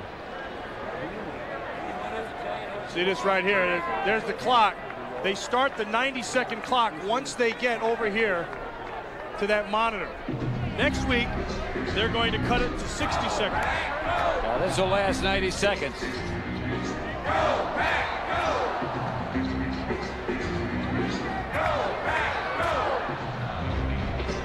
John Gruden's smiling there. I think it's just one of those things they said, you know, if he has it, what the heck, then we might as well do it. You know, I think what they're going to do is go with what's on the field, you know, what they call, because there's nothing else you could tell. It looked like an incomplete pass. Right. That's what they call. Trying to bring back that old word, inconclusive. After reviewing the play, the ruling on the field stands. Third down. I think John Gruden just wanted to buzz an official. Well, or he got some bad information. From because upstairs. if you would have looked at that replay, you would have saw that, you know, Brigham really didn't have control of it, and the ball came out when he went down. And maybe he just did want to challenge, or maybe someone upstairs told him, hey, he had control. And then when they looked at it again, well, maybe not so much control. And that will be the last time whoever that guy was has that job. Well, of course, they're not going to have the instant replay in the regular season anyway, but I think they will eventually have instant replay in this league. They just have to figure out how to make it. And I personally think they should have it too. Pretty good day for Hollis. This is Hall. Flag on the play. Back at the line of scrimmage. This is probably going to be holding against the Raiders. Yeah, holding against the offensive line. That was the umpire, the guy that we were talking about who always gets beat up, who's behind the defensive line. Number 73, offense. 10-yard penalty. Repeat, first down. Ball against Daryl Ashmore. They want to have a look at him at guard, and that's where he's playing. Yeah, and we'll just put him on the clicker. You see right here, watch his right hand go up right now. His right hand goes up. Now, if he takes it off, he'd be okay. But the umpire sees it on the back of the Packer defender, and then he throws him to the ground. First and 20. This Hall broke through and the ball's loose. He might have been down. And I see more offensive line play has really turned into a wrestling match. Guys get their hands in on them, and it's whoever has hand leverage, staying lower and inside. See now, right here, see the knee is down and the ball's here. That means that ball's down. That was blue. That was Matt. Second and 15. Pass complete up the middle to the tight end Brigham again. I tell you, Pat Terrell really hit Brigham when he caught that ball, didn't he? Pat Terrell, remember when he played with the Rams as safety for years, and 9-year veteran. Always has been a good hitter. You know, smart player. Solid all the time. You know, they lost Eugene Robinson, the veteran safety, and I think they're kind of looking for Pat Terrell to help with some of that. 3rd and 11. Hollis up into the pocket. Might get it in field goal range. Out of bounds at about the 33-yard line, making. Nice job of McGarrahan getting on his horse at a good angle. This will be about a 52-yard field goal, and they're going to try it. Of course, the Raiders have already kicked a 54-yarder. Yep. Greg Davis is going to try another one. Well, if Davis gets this one, he can thank Hollis for, like you say, he wasn't going to get a first down when he was running, but he was getting a few more yards for Greg Davis. This looks like about 51, right?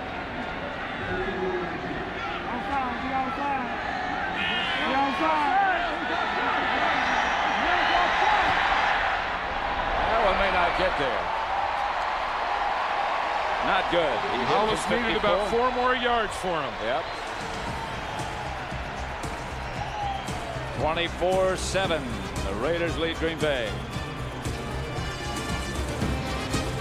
He was as good as I've seen him. And he's always in charge, isn't it? Always. Yep. I mean, he has control of that offense, whatever offense they're using. Jerby. Not much there. Nothing there. John Michaels is the Packer number 77. They had such high hopes for him a couple of years ago. And they still have high hopes. Yeah, but now there are high hopes that he can be a backup. Yeah. When they drafted him number 1, they had high hopes that he'd be a starting tackle, and Ross Verba beat him out a year ago. Yep. So he's a left tackle. Earl Dotson is a right tackle, and John Michaels is fighting to be the backup tackle. Oh, yeah. That's Lee DeRamus. The ball was thrown behind him. DeRamus, he had to step inside. Let's watch the center here, Mike Flanagan. He is really an interesting guy. He's a guy that everyone on this team and in this organization is rooting for.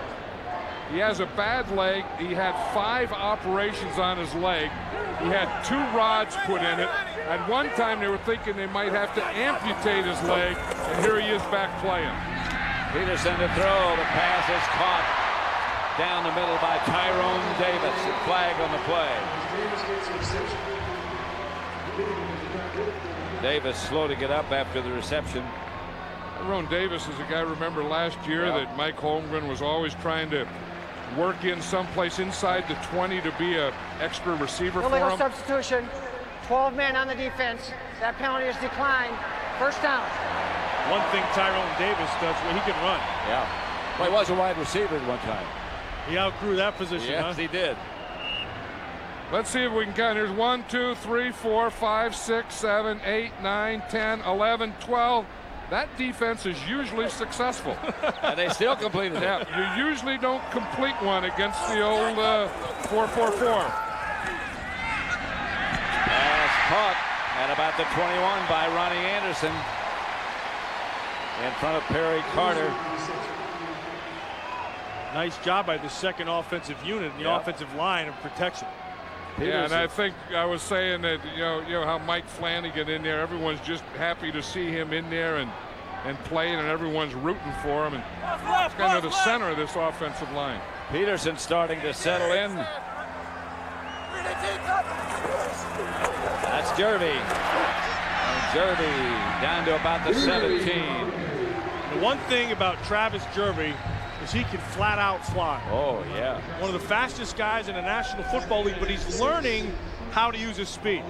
Just watching him in practice the other day, now and then Holmgren will say, go over to him and say, hey, now don't forget, bounce that outside, use your speed, you can beat that.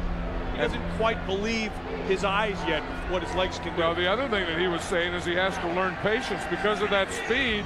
He wanted to get to everything so quickly, he wasn't letting stuff develop. Peterson up the middle, incomplete. Bounced off Emery Smith. That's the old adding insult to injury, huh? Give him a little extra at the end. You drop that pass and then some guy throws you on your back. Yep. Emery Smith is more upset about dropping the pass because he's a guy, they have that term, on the bubble. Right. Emery Smith is a guy who's on the bubble, whether he's going to make or not make this team. And right now he's probably favored in the under not making it. 3rd and 6. Just 2 out of 7. Third down situation. Peterson has a man open. That's Roll Preston. Roll Preston's a player who plays at another speed, John. Yeah. You just see everybody dropping in their zones and guys running their routes, and you'll see 49 Preston just seem to be running faster than everybody else.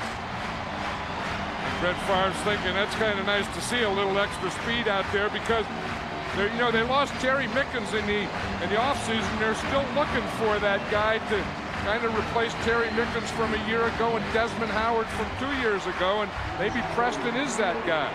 Preston and Schrader sort of vying for that spot. For the extra point is Conway, and it's good. 24-14. Raiders lead it. Roll Preston, touchdown. Preston is 9 out of 17, 2 touchdowns. Conway has the ball blow off the tee, and so they'll go back. Let's watch that touchdown again. Raul Preston is going to come from a slot, and he's going to run across in that type of thing. And you talk about speed, and he just looks like he's going at a quicker speed coming across here, Matt. Yeah, and then the other thing is Ronnie Anderson up top, 82. There's a point called transition football where you have to go from being a receiver to being a blocker, and he played it perfectly. And I've always said on any big play, especially a big run, there's always a wide receiver making a block, and that same thing is true of a receiver on a touchdown making a block for another receiver. Conway kicks off to Rodney Williams, who downs it in the end zone. Conway, who got hurt at the beginning of last year after being a high draft choice. And Ryan Longwell came on and did a whale of a job. And Conway is trying to get back into the picture now, and he can kick somewhere in this league. Yeah, and one of these kickers, of course, is going to be with the Packers. And if I had to bet right now, I would bet the other guy who doesn't make it here will be with the San Francisco 49ers. Hey, isn't this crowd something? I mean, yeah, it's unbelievable. Second preseason game, the place is sold out, it's packed, and they're still yelling on every play. And nobody's gone. Nobody went home. They've been here all weekend. Yeah.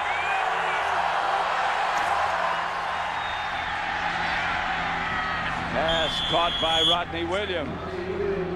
If he didn't have the team made before today, I think he might have made it today. Williams. You know, he's an interesting story in that we talked about how he played professional baseball. He's a little older, but he has one other thing. He only has one kidney. And, so, you know, I mean, it's guys, you know, like that you kind of root for, you know, that have overcome a lot of things.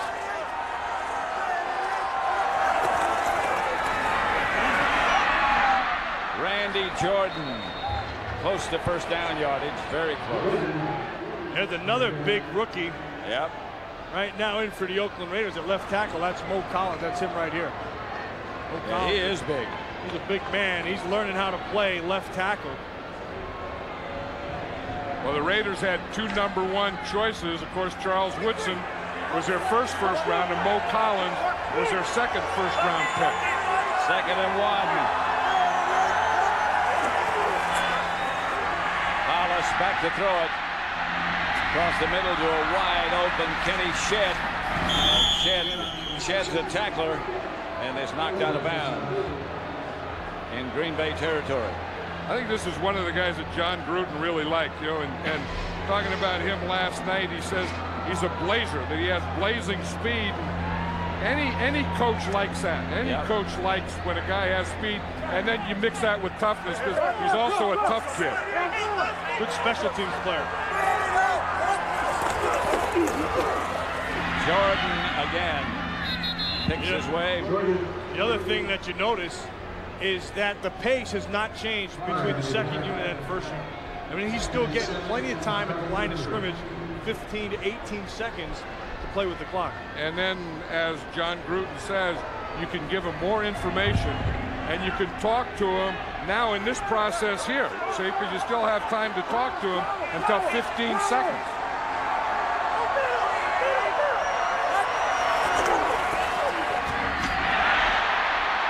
Is caught. I don't know how that got in there, but it's Kenny Shedd again.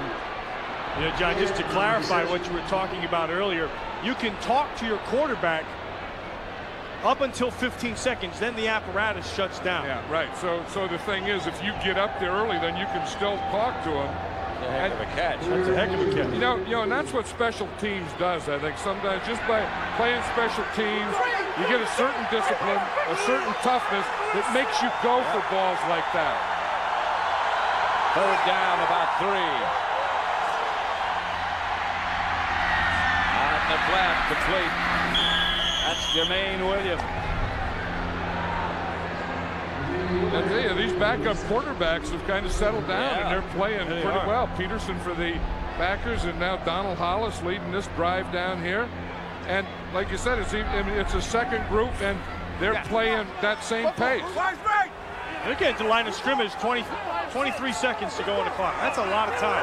No!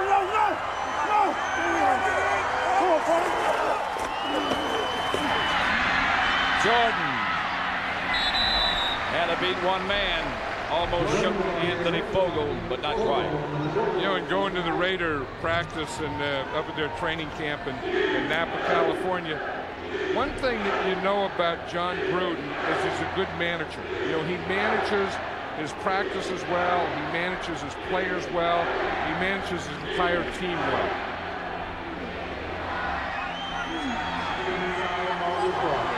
Donald Hollis has completed 7 straight passes now.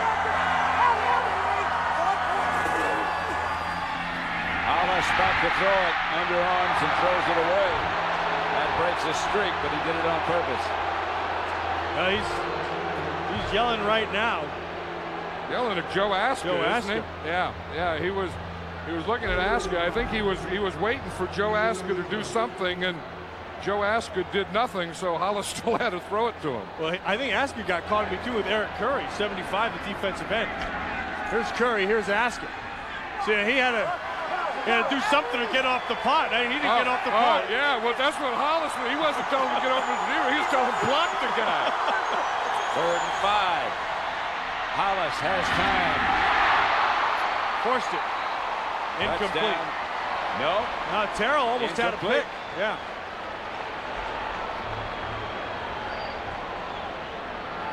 It almost got in there. Yeah, it did. It almost got picked, too. Yeah. All in one play. All of that. With what Shed, he's going to come to the inside, and then Pat Terrell is sitting right there. Shed started to go outside. Hollis threw the ball right to Terrell. Terrell dropped it. So Greg Davis will try from 30 yards away. Araguz is the holder. Snap is good. And the kick gets inside the left upright. So it's the Raiders 27, Green Bay 14. Field in Green Bay, the Packers trailing the Oakland Raiders 27-14 with 1:53 left in the third quarter. Cole Ford to kick it off. And Preston with the return. Out to about the 28. Calvin Branch made the stop. Looks funny to see a Branch in a Raider uniform, and it's not Cliff Branch, it's a defensive branch. It's not a 21, a defensive branch. You got your offensive branches and your defensive branches. That offensive branch was pretty good. Offsides Yes, on the kicking team. 5-yard penalty. Repeat the kickoff. We're going to ask him to do it again. So we'll have another look at Branch. You know who's the special teams coach of the Oakland Raiders is Frank Gans Jr. You know, Frank Gans, I remember forever. Yeah, Frank Gans has been around this league as a special teams coach forever. And his son Frank Jr., there he is right there as a special teams coach of this Raiders. Looks like he got some of his dad's enthusiasm too. Talking about somebody who's been around forever. That guy warming up was Wade Wilson, who is the third Raider quarterback. He's been around, what, 16 years? Yeah, this is his 16th year. Talk about some guys that have overcome things. He's played 16 years in this league with diabetes. Yeah. He's had to manage all his football and all his diabetes. Ford. Kickoff again to Preston. At about the 4. Preston just outside the 30. Let's have a look at the quarterbacks who started today. Jeff George for the Raiders, Brett Favre for the Packers. Favre 3 out of 8. George 7 out of 16. Favre had the 1 intercepted. And the backups have been busy and pretty effective. You know, Doug Peterson's done pretty well with those 2 touchdowns. He had a slow start. Remember, he fumbled those 2 snaps early. That led to 2 Raider scores, and then he kind of settled down after that. A flag on the play as a new quarterback. This is David Klingler this time. Raiders had a lot of defensive guys out there for that substitution. Yep. Well, that's that Illegal old, substitution. 4-4-4. 12 men in the huddle. 5-yard penalty. Still first down. And that one against Green Bay, they had 2 men over there too. They had one lingering in the huddle. You can't linger. Groups on. Whistle! Alert screen! This is David Klingler. Tell you what, somebody on that Raider defense saw a screen was coming. paying attention to their game plan. Because before the ball was ever snapped, you heard it. Heard him on the mic. They're going, watch a screen, screen, screen, screen. Alert screen. That's good. That's good defense, and that's good studying and being aware. Because a lot of times you get those things, you get your game plan, you study, you see the practice, you get in the game, and you don't say anything because you just draw a blank. I used to have a coach one time that would scream every play. Watch the screen, watch the draw, watch the trap. Klingler's pass. Watch the long Ronnie pass, Anderson. watch the short pass. Tom Dobbs. He used to scream every play, everything they could do. Then they would do one of the things, and he said, "I told you." There's Willie Shaw, who's a defensive coordinator now for the Raiders, and what he tries to do is have an action defense and make the offense react, because basically everything is, defense has always reacted to offenses. Klingler back to throw it. Pass is caught by Tyrone Davis. Davis stays on his feet. Gets to the Raider 46. Marquise Walker hanging on. Yeah, you said it, hanging on for dear life. Because Tyrone Davis was off to the races. Yep. Keith Walker doesn't make this and hang on to that leg, he's still running. You know, Tyrone Davis weighs about 265 pounds, and when you get a guy that size running full speed, you know, you better just hang on and hope for some help or get his ankles. That's Travis Jervey. And Jervey gets down to the 40. He is quick. You have to like Travis Jervey. He's not only quick and fast, but he runs with abandon. Like, he doesn't care. I mean, full speed. Yeah, he's not worried about his body. Not worried about that blonde bleached hair. I mean, he just takes off and boom, he goes. Well, he knows because you can't die in Green Bay, so he's in good shape. DYE. That's the end of the third quarter with the score. The Raiders 27, the Packers 14. This Fox NFL special will continue after a word from your local Fox station.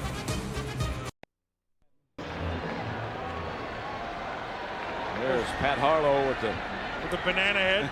Yeah. Second and 5.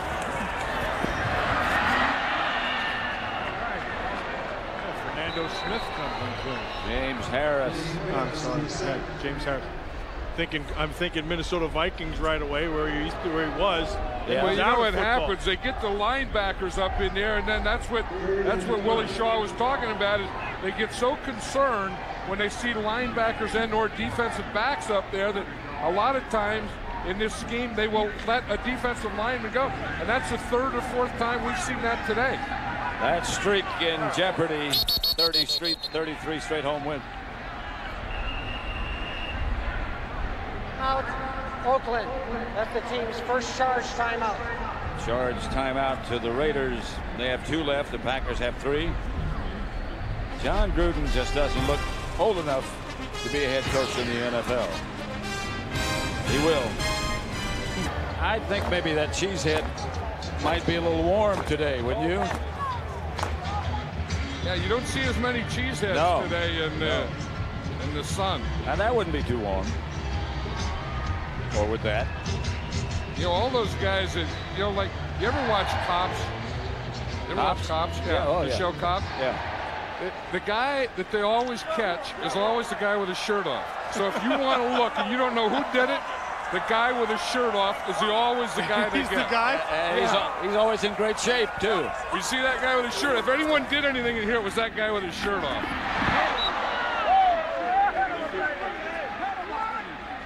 Pass intended for Bradford. You know, one thing you have to like about this game is it hasn't gotten the sloppiness of some preseason games as they go. You know, I mean, it has still been a very crisp, a very good tackling game. Rodney Williams back deep for Landetta's punt. Really, the only sloppiness has been the turnovers. Yeah, the exchange from center. Exchange from center. Yeah, but I mean, the hitting, the blocking hasn't been, the tackling hasn't been.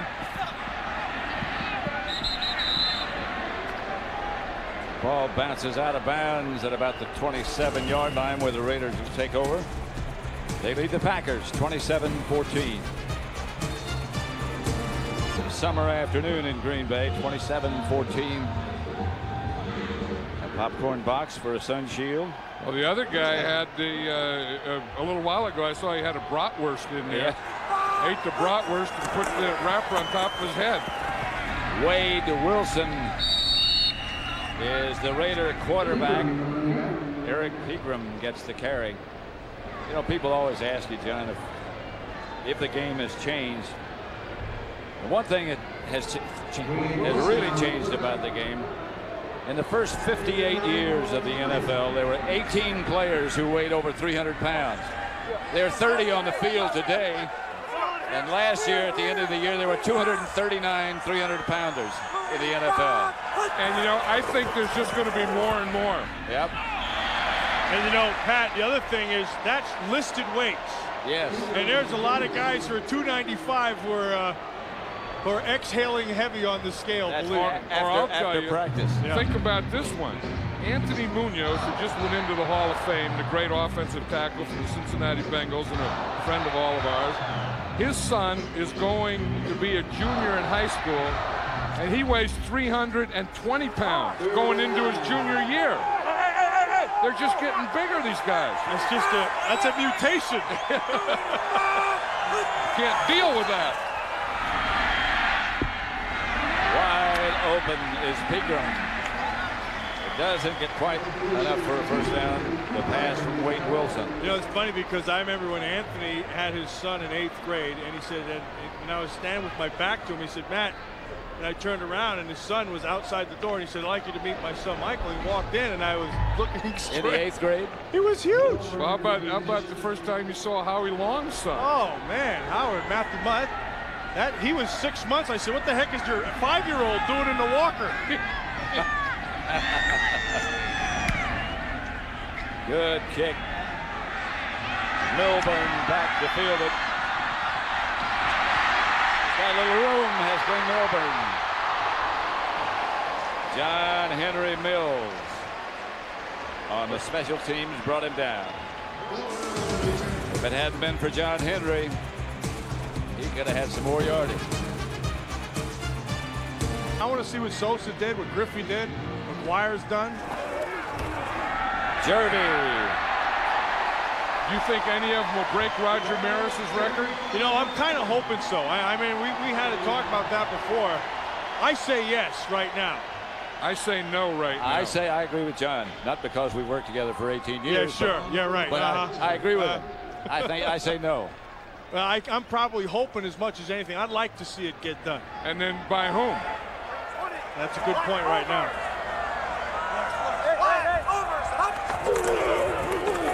This is Jervy again. Well, you're right about the abandon, John. Yeah. He runs and doesn't care. The other thing, watch the way he runs with his arms. If we watch this again, watch his arms move. You know, everyone says sometimes you put both hands on the ball. Jervy's here, and you don't have to. You can't run full speed and have both hands on the ball. You see that right hand? Yeah. That right hand pumping is the thing that gives you your speed. Watch that right arm. You see, first it puts off. Now, that pumping of it is what lets you go fast. If you put both hands in front of you, you can't run fast. No one runs a 100-yard dash with both arms in front of them.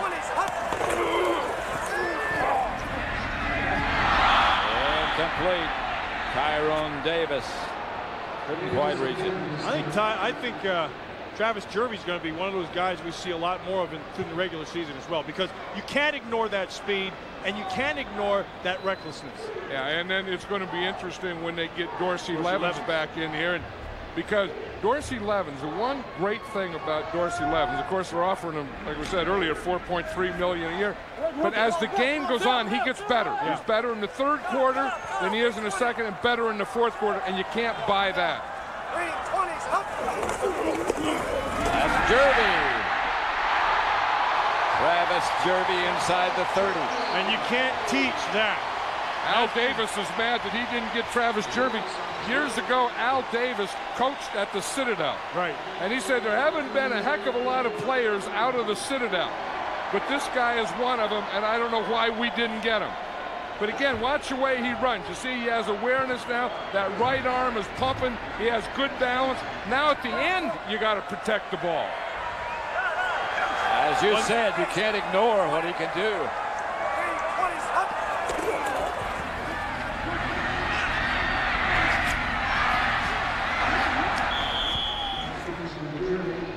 Travis Jervy made the reception. You know, we talked about Dorsey Levens, about how he gets stronger as the game goes on, but Travis Jervy runs strong too. I mean, he runs through some tackles on you. And, you know, he's able, you know, we talked earlier about how they don't run to the outside anymore, that all NFL running has been inside between the tackles. And with Travis Jervy's speed, he can bounce it and take it to the outside, right. And that gives you another dimension you have to defend.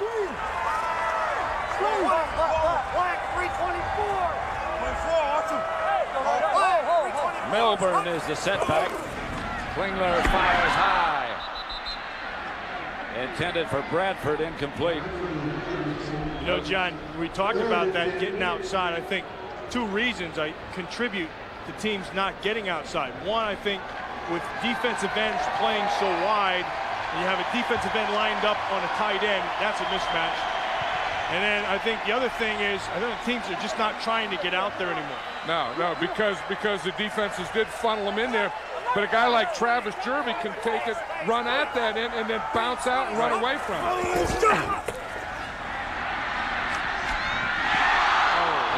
pass was there for Ronnie Anderson.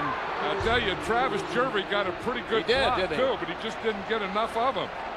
Hey, this is what football's turned into right now. See what they do? This is basically a punt block. They're just bringing more people than you have to pick up.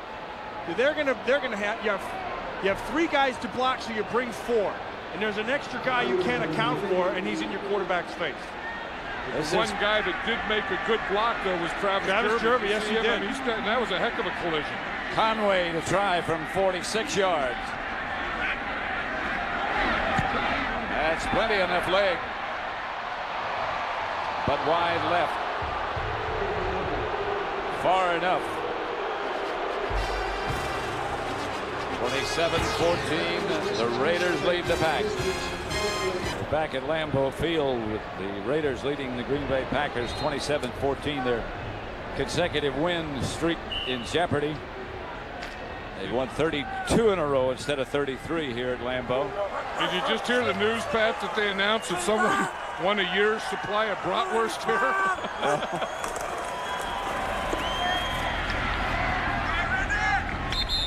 Randy Jordan. Yes, Section 18, Road 23, Seat 8 just won a year's supply And you're headed of down bratwurst. there. You're And I'm headed looking down there. for it Yeah. right now. I got the mustard and the onions right here. Yeah, where do you get? I mean, do they bring it in a big old truck, or do they year's supply? freeze it, or do you go get it like every week? What's a year's supply? A year's I supply. knocked down about 8 of those suckers at halftime. A year's supply for you is an 18-wheeler.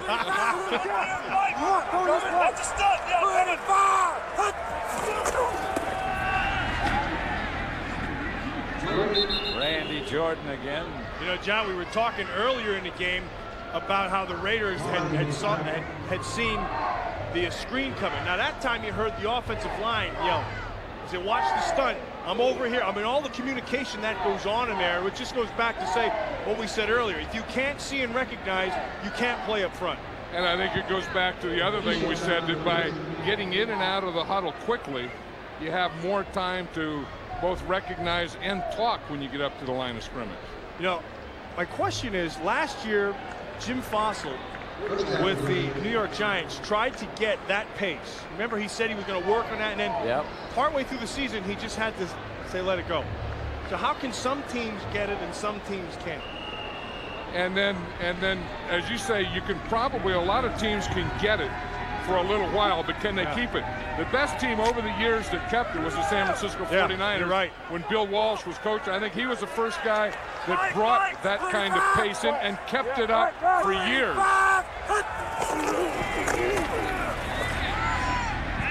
Jordan nudges it over the right side. And the 49ers in those years, in practice, every play was like that. It looked like a fast break basketball team in practice. Remember the year we did the 49ers in Denver in the Super Bowl? We went to one practice, watched the 49ers, and then the Denver practice, and one looked like it was full speed, and the other one looked like it was slow motion. I was in shock when I went up there how fast everybody practiced. And the thing that really amazed me was they did it with no pads. You know, Mike Shanahan, when he went to Denver from the 49ers, he said the thing that he learned the most from the 49ers was how to practice.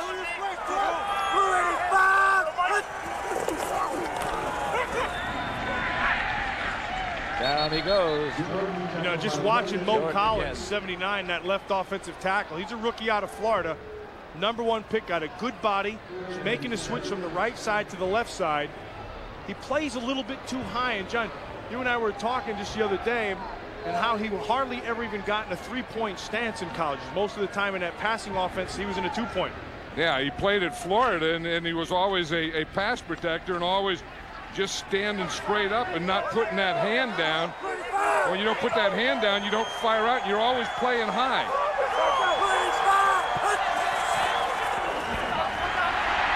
Wade Wilson chased, throws on the run, incomplete.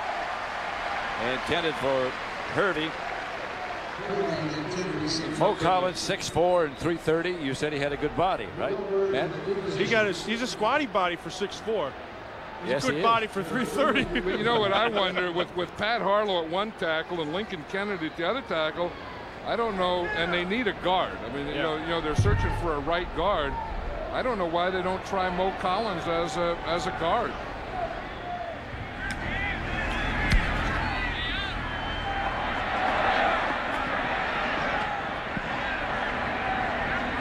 Into the end zone, they'll bring it back.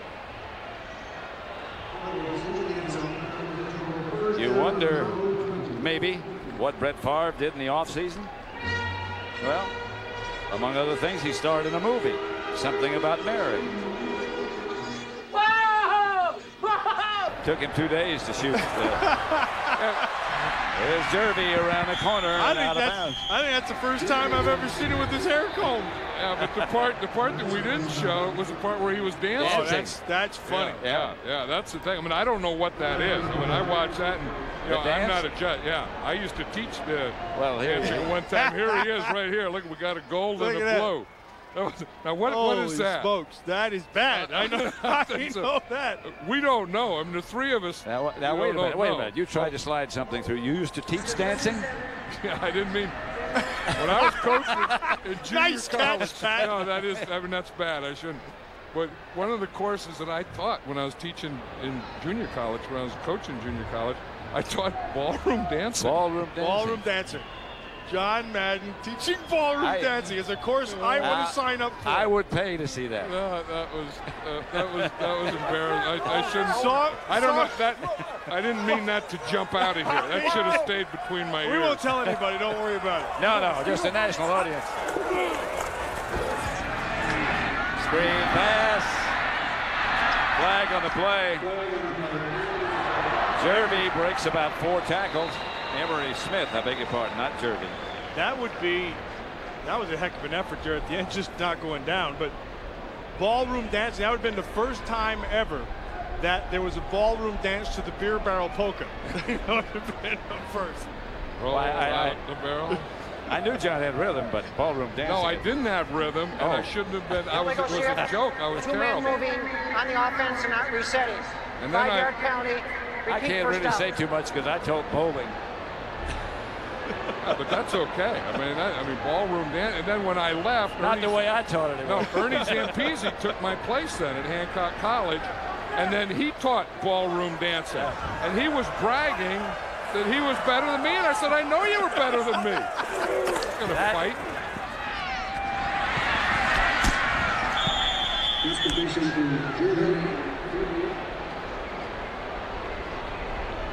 For those who saw the movie, Something About Mary, Puffy is now Puffy's the dog, now traveling on top of the Madden cruiser with John Madden.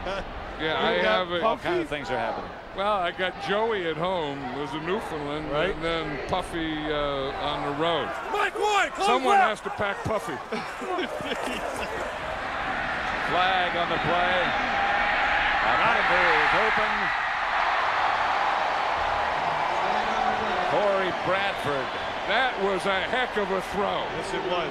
That's Klingler who let it go. And that was one of the things Mike Holmgren was telling us. You know, he has objectives and things you want to get out of the game. And one of the things that he wanted to get out of this game is to see David Klingler. Because he said last week he didn't play well, or the 2 chances he's had thus far in preseason, he hadn't played well. But that was a heck of a throw. There's a flag on the play, however. Well, it's not going to show in the statistics. No. Nullifying penalties. Illegal shift. 2 men moving on the offense. Defense, 12 men on the field. The penalties will offset, replay the down. The Raiders have had that problem about 3 or 4 times. And again, you can have as many shifts as you want to, but when the ball snaps, only one guy can be moving because that's motion. You can have one guy in motion and as many shifts as you want.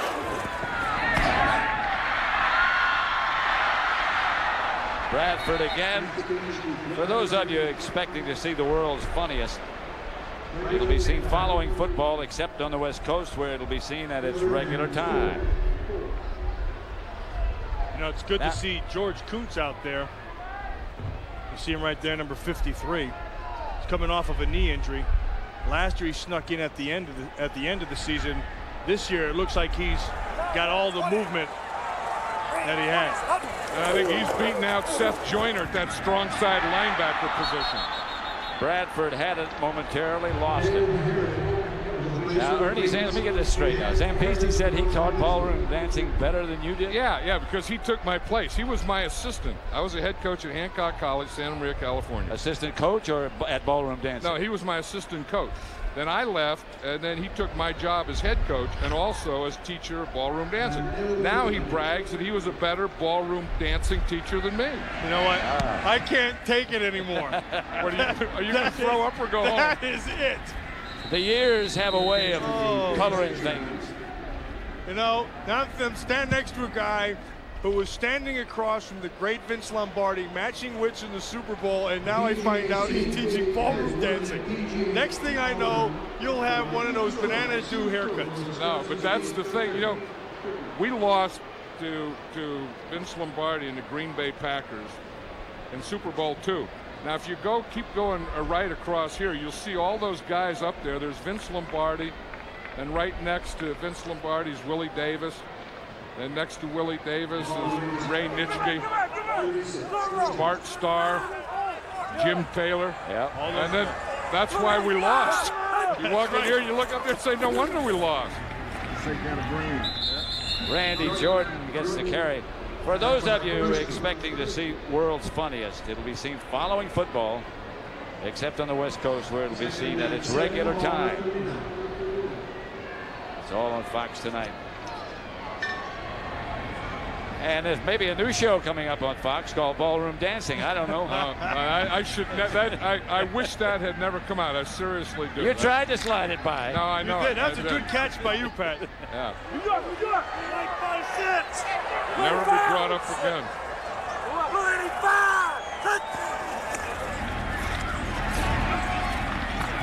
That's Randy Jordan knocked backwards. He's rooming with Chewy. Today's game being produced by Bob Stinner, directed by Sandy Grossman. The associate director is Mike Roig. The broadcast associates are Fran Morrison and Charles McDonald. Technical producers Bob Muller. Studio was produced by Scott Ackerson, directed by Bob Levy. The associate director was Jennifer Love. Senior producers Bill Brown. The executive producers of Fox Sports are Ed Gorin and David Hill. Hey, lock it.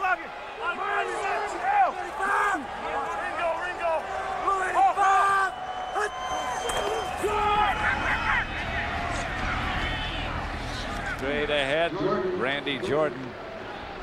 I'm really impressed with both of these teams and the intensity that they played this game. I mean, throughout the game, and you can tell that the Raiders are really on the right track. Yes. And I think, they're still in a division, and they still have Kansas City. They open with Kansas City, and Kansas City had the best record last year in the league.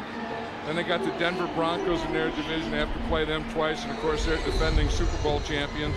Seattle has improved, so yes, they have. It's they're going to be better, but it's still a tough road. It is going to be a tough. I was checking over their schedule the other day. They have themselves a tough schedule. Yeah. And then you got Ryan Leaf down there in San Diego, and I see good things coming out of him. Yep. And he's not ready for prime time yet, but he's going to be there. I saw him the other night. He was a lot better than I thought he was. He looked like he lost a lot of weight. He can move around. He's still a big sucker, too. The Seahawks got Warren Moon back now. They got a great-looking young running back, Amon Green. Scott Whitaker. That was Scott Whitaker had some serious ink right now.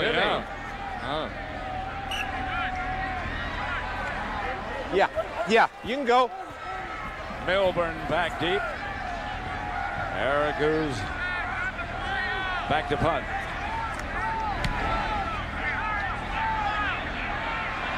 Milburn at the 20. Flag on the play.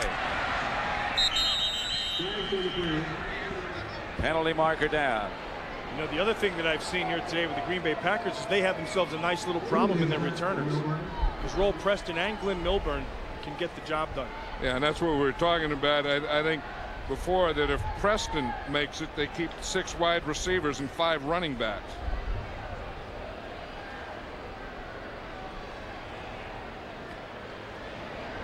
Holding. Number 16 on the return team. 10-yard penalty. First down. Watch this one. Watch what this guy does. He's going to go outside again. Now watch. Watch, you're going to see John Gruden over here in the sideline. That's on the other side.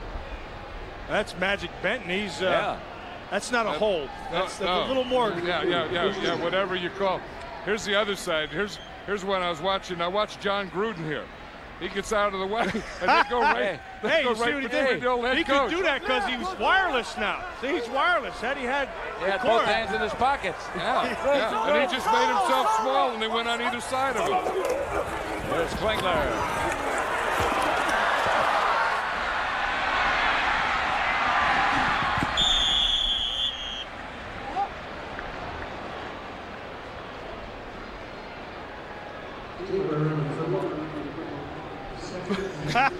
That's the late show. Man, if you can't sleep, guaranteed John will get you there. 70 steps. Some people just can't give up on something. They have to beat it to death. Man can't make a little mistake in life. It was a mistake. Lee Ramus is off the race. Ramus crosses midfield. Who said it was a mistake? It happened. We needed this place by Lee DeRamus, to make a big play here. Reggie White was telling us that Lee DeRamus is from Philadelphia. When Reggie played for the Eagles, his dad was Reggie's barber.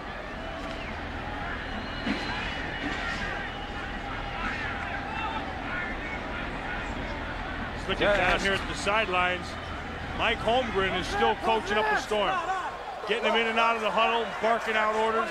Yeah, because he can't be happy with today's effort. No, he can't. Klingler lays it deep, incomplete for Ronnie Anderson. Maybe he's happy with the effort, but he's not happy with the results. Man, I think he's going to really be upset with those fumbles because the turnovers. Just talking to him the other day, that drives him crazy. Yeah, and the simple one. I mean, the one, Brett Favre throws an interception for a touchdown. And then he brings his backup quarterback in, and the first two snaps, they don't get the snap. The Raiders recover. The Raiders get scores, and there's 3 turnovers, and those 3 turnovers became Raider points. And they lead 27-14 outside Jervy. And his knee went down. Clock still running. We'll get the 2-minute warning. Don't forget again tonight following football, the world's funniest, Simpsons, The X-Files, except on the West Coast. They'll be seen at the regular time. Travis Jervy, the 40, inside about the 38. And we'll get the 2-minute warning before there's another play. This Fox NFL special is brought to you by Miller Lite. New label, same great taste at Miller time. At Lambeau Field, it's amazing how many of the people still are here. And 2 minutes left, less than 2 minutes left. John Gruden's Raiders on top, 27-14.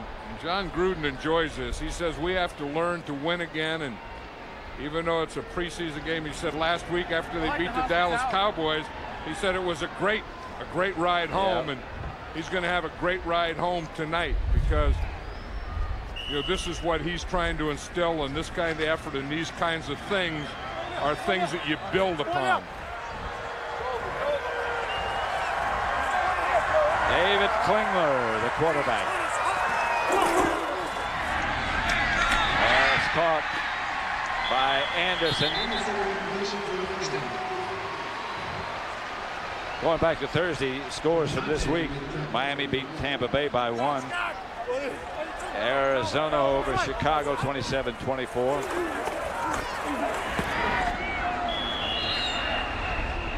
Yeah, we're going to be seeing Miami next Sunday. Philadelphia beat Pittsburgh. San Francisco by 3 over Seattle.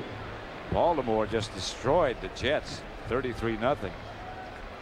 Yeah, that was one that you didn't see coming. Bill Parcells made that big thing that he was going to start Vinny Testaverde, and next thing you know, they lose 33-0. You say, what?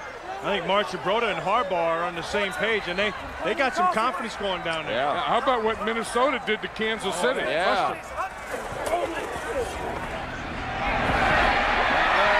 Pass is caught by Tyrone Davis at the 5. We talked earlier that this is the area that Mike Holmgren has always liked Tyrone Davis because he's been a wide receiver. You can split him out a little and then let him just run up a seam. And again, you got a guy who catches the ball well and is a big target. The other thing that he does because of his wide receiver background is he understands space. Yeah. He can get out there and know how people are falling into the patterns and how to run those routes. I remember towards the end of the year last year, the Packers, when they would work in this area of the field inside the 10-yard line, they would always try and get Tyrone Davis in or just throw him one back in, one at the back of the end zone and have him do a jump ball back there. He does have great feel for the open spaces. Some guys have that and some guys don't. That's true. I bet he would have been a good dancer. We'd have probably learned it in less than 70 steps. Well, the thing, just to change the subject here and get off Tyrone Davis, David Klingler is kind of redeeming himself in the second half. No question about it.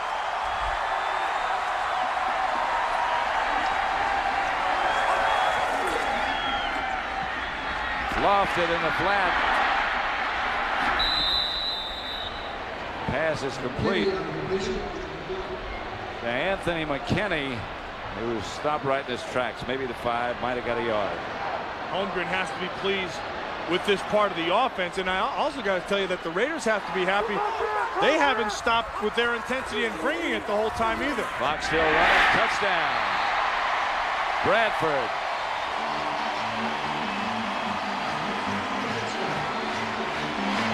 Got inside by Note on that, and it's just going to be a slant on the outside. And once you get this position where you get inside, then you can go right there. You see it, if he's outside, he has to get a bump on him. And not only did he not get a bump on him, he didn't have any inside position, and he slipped. Yeah. Conway for the extra point, which is good. 27-21. Note had to give himself one way to defend, and he got head up, and you lose. Yeah. And I think with all these slants and stuff, you have to take away the inside. And right now you can see the Packers over there. This is their new special teams coach, Johnny Holland. Remember him? He was the old linebacker for the Green Bay Packers, and he's setting up an onside kick now. Mike Holmgren's right in the middle of that huddle with him.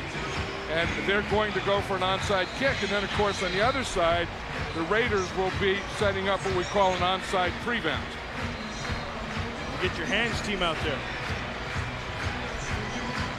27-21. The Raiders leading. There's Frank Gans Jr. He's talking about his hands team. He got his list in one hand, making sure he got 11 guys out there, and then the right 11 guys. I don't know if I've ever seen a special teams coach look like he was satisfied. No.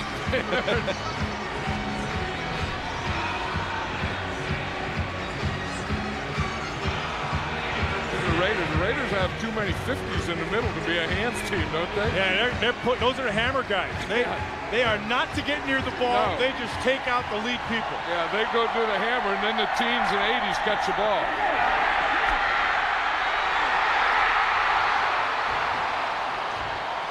That was a heck of a bounce. That's what you guys try and do on that, isn't it? Well, you hope, get it to hit a couple times, then take that big jump right at the end. And Schrader batted it. Remember, it has to go 10 yards. Yep. It went 10 yards. It has to go over 10 yards, which it did, and then I don't think anyone ever had control of it. No, Schrader, watch him leap here. Yeah. He really gets up in the air. Oh, I wonder if they had control of that paper. I don't think so. I don't think they ever had control. We might have Mike Holmgren, ask him to review that. Well, but they haven't made a decision yet. Right, so the decision may go in his favor. Well, they're having this discussion right now. They should just have the discussion right in front of that monitor on the sideline and get it over with. Well, I think they're talking about, was the ball batted? Was that a legal bat? That could be an illegal bat. Batted it forward. And they could have, watch Schrader jump up here. Remember, Schrader was a decathlete.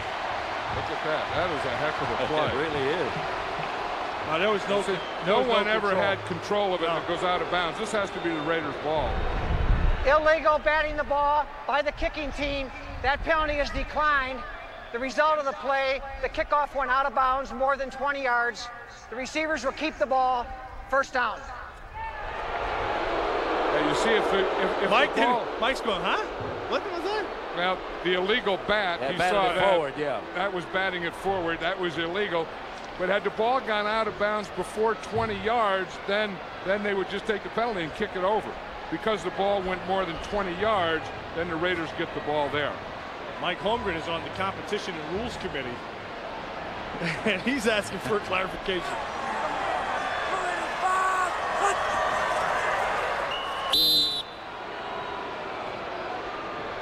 Wade Wilson just kneels. And talking to Ron Wolf about who they're worried about in their division, he brought up the Minnesota Vikings before they beat Kansas City that way, and that's the team that he's worried about. John Gruden, of course, he knows that he's looking at Kansas City. He was talking about the Kansas City Chiefs last night, and this game getting his team ready to play the Kansas City Chiefs in Arrowhead. And you know that Kansas City game Raider Kansas City game is one like your best division rival in every other division. I mean, it's always going to be big. It's like Green Bay, Chicago. Wilson kneels again. Mike Holmgren exits, still unhappy. This is Pat Summerall for John Madden and Matt Millen saying goodbye from Lambeau Field, where the final scores: the Raiders 27, the Packers 21. JB, Terry, Howie, and Chris will be along after these words, except for those of you in the Pacific and Mountain Time Zone. You'll return to local programming. The National Football League is a presentation of Fox Sports.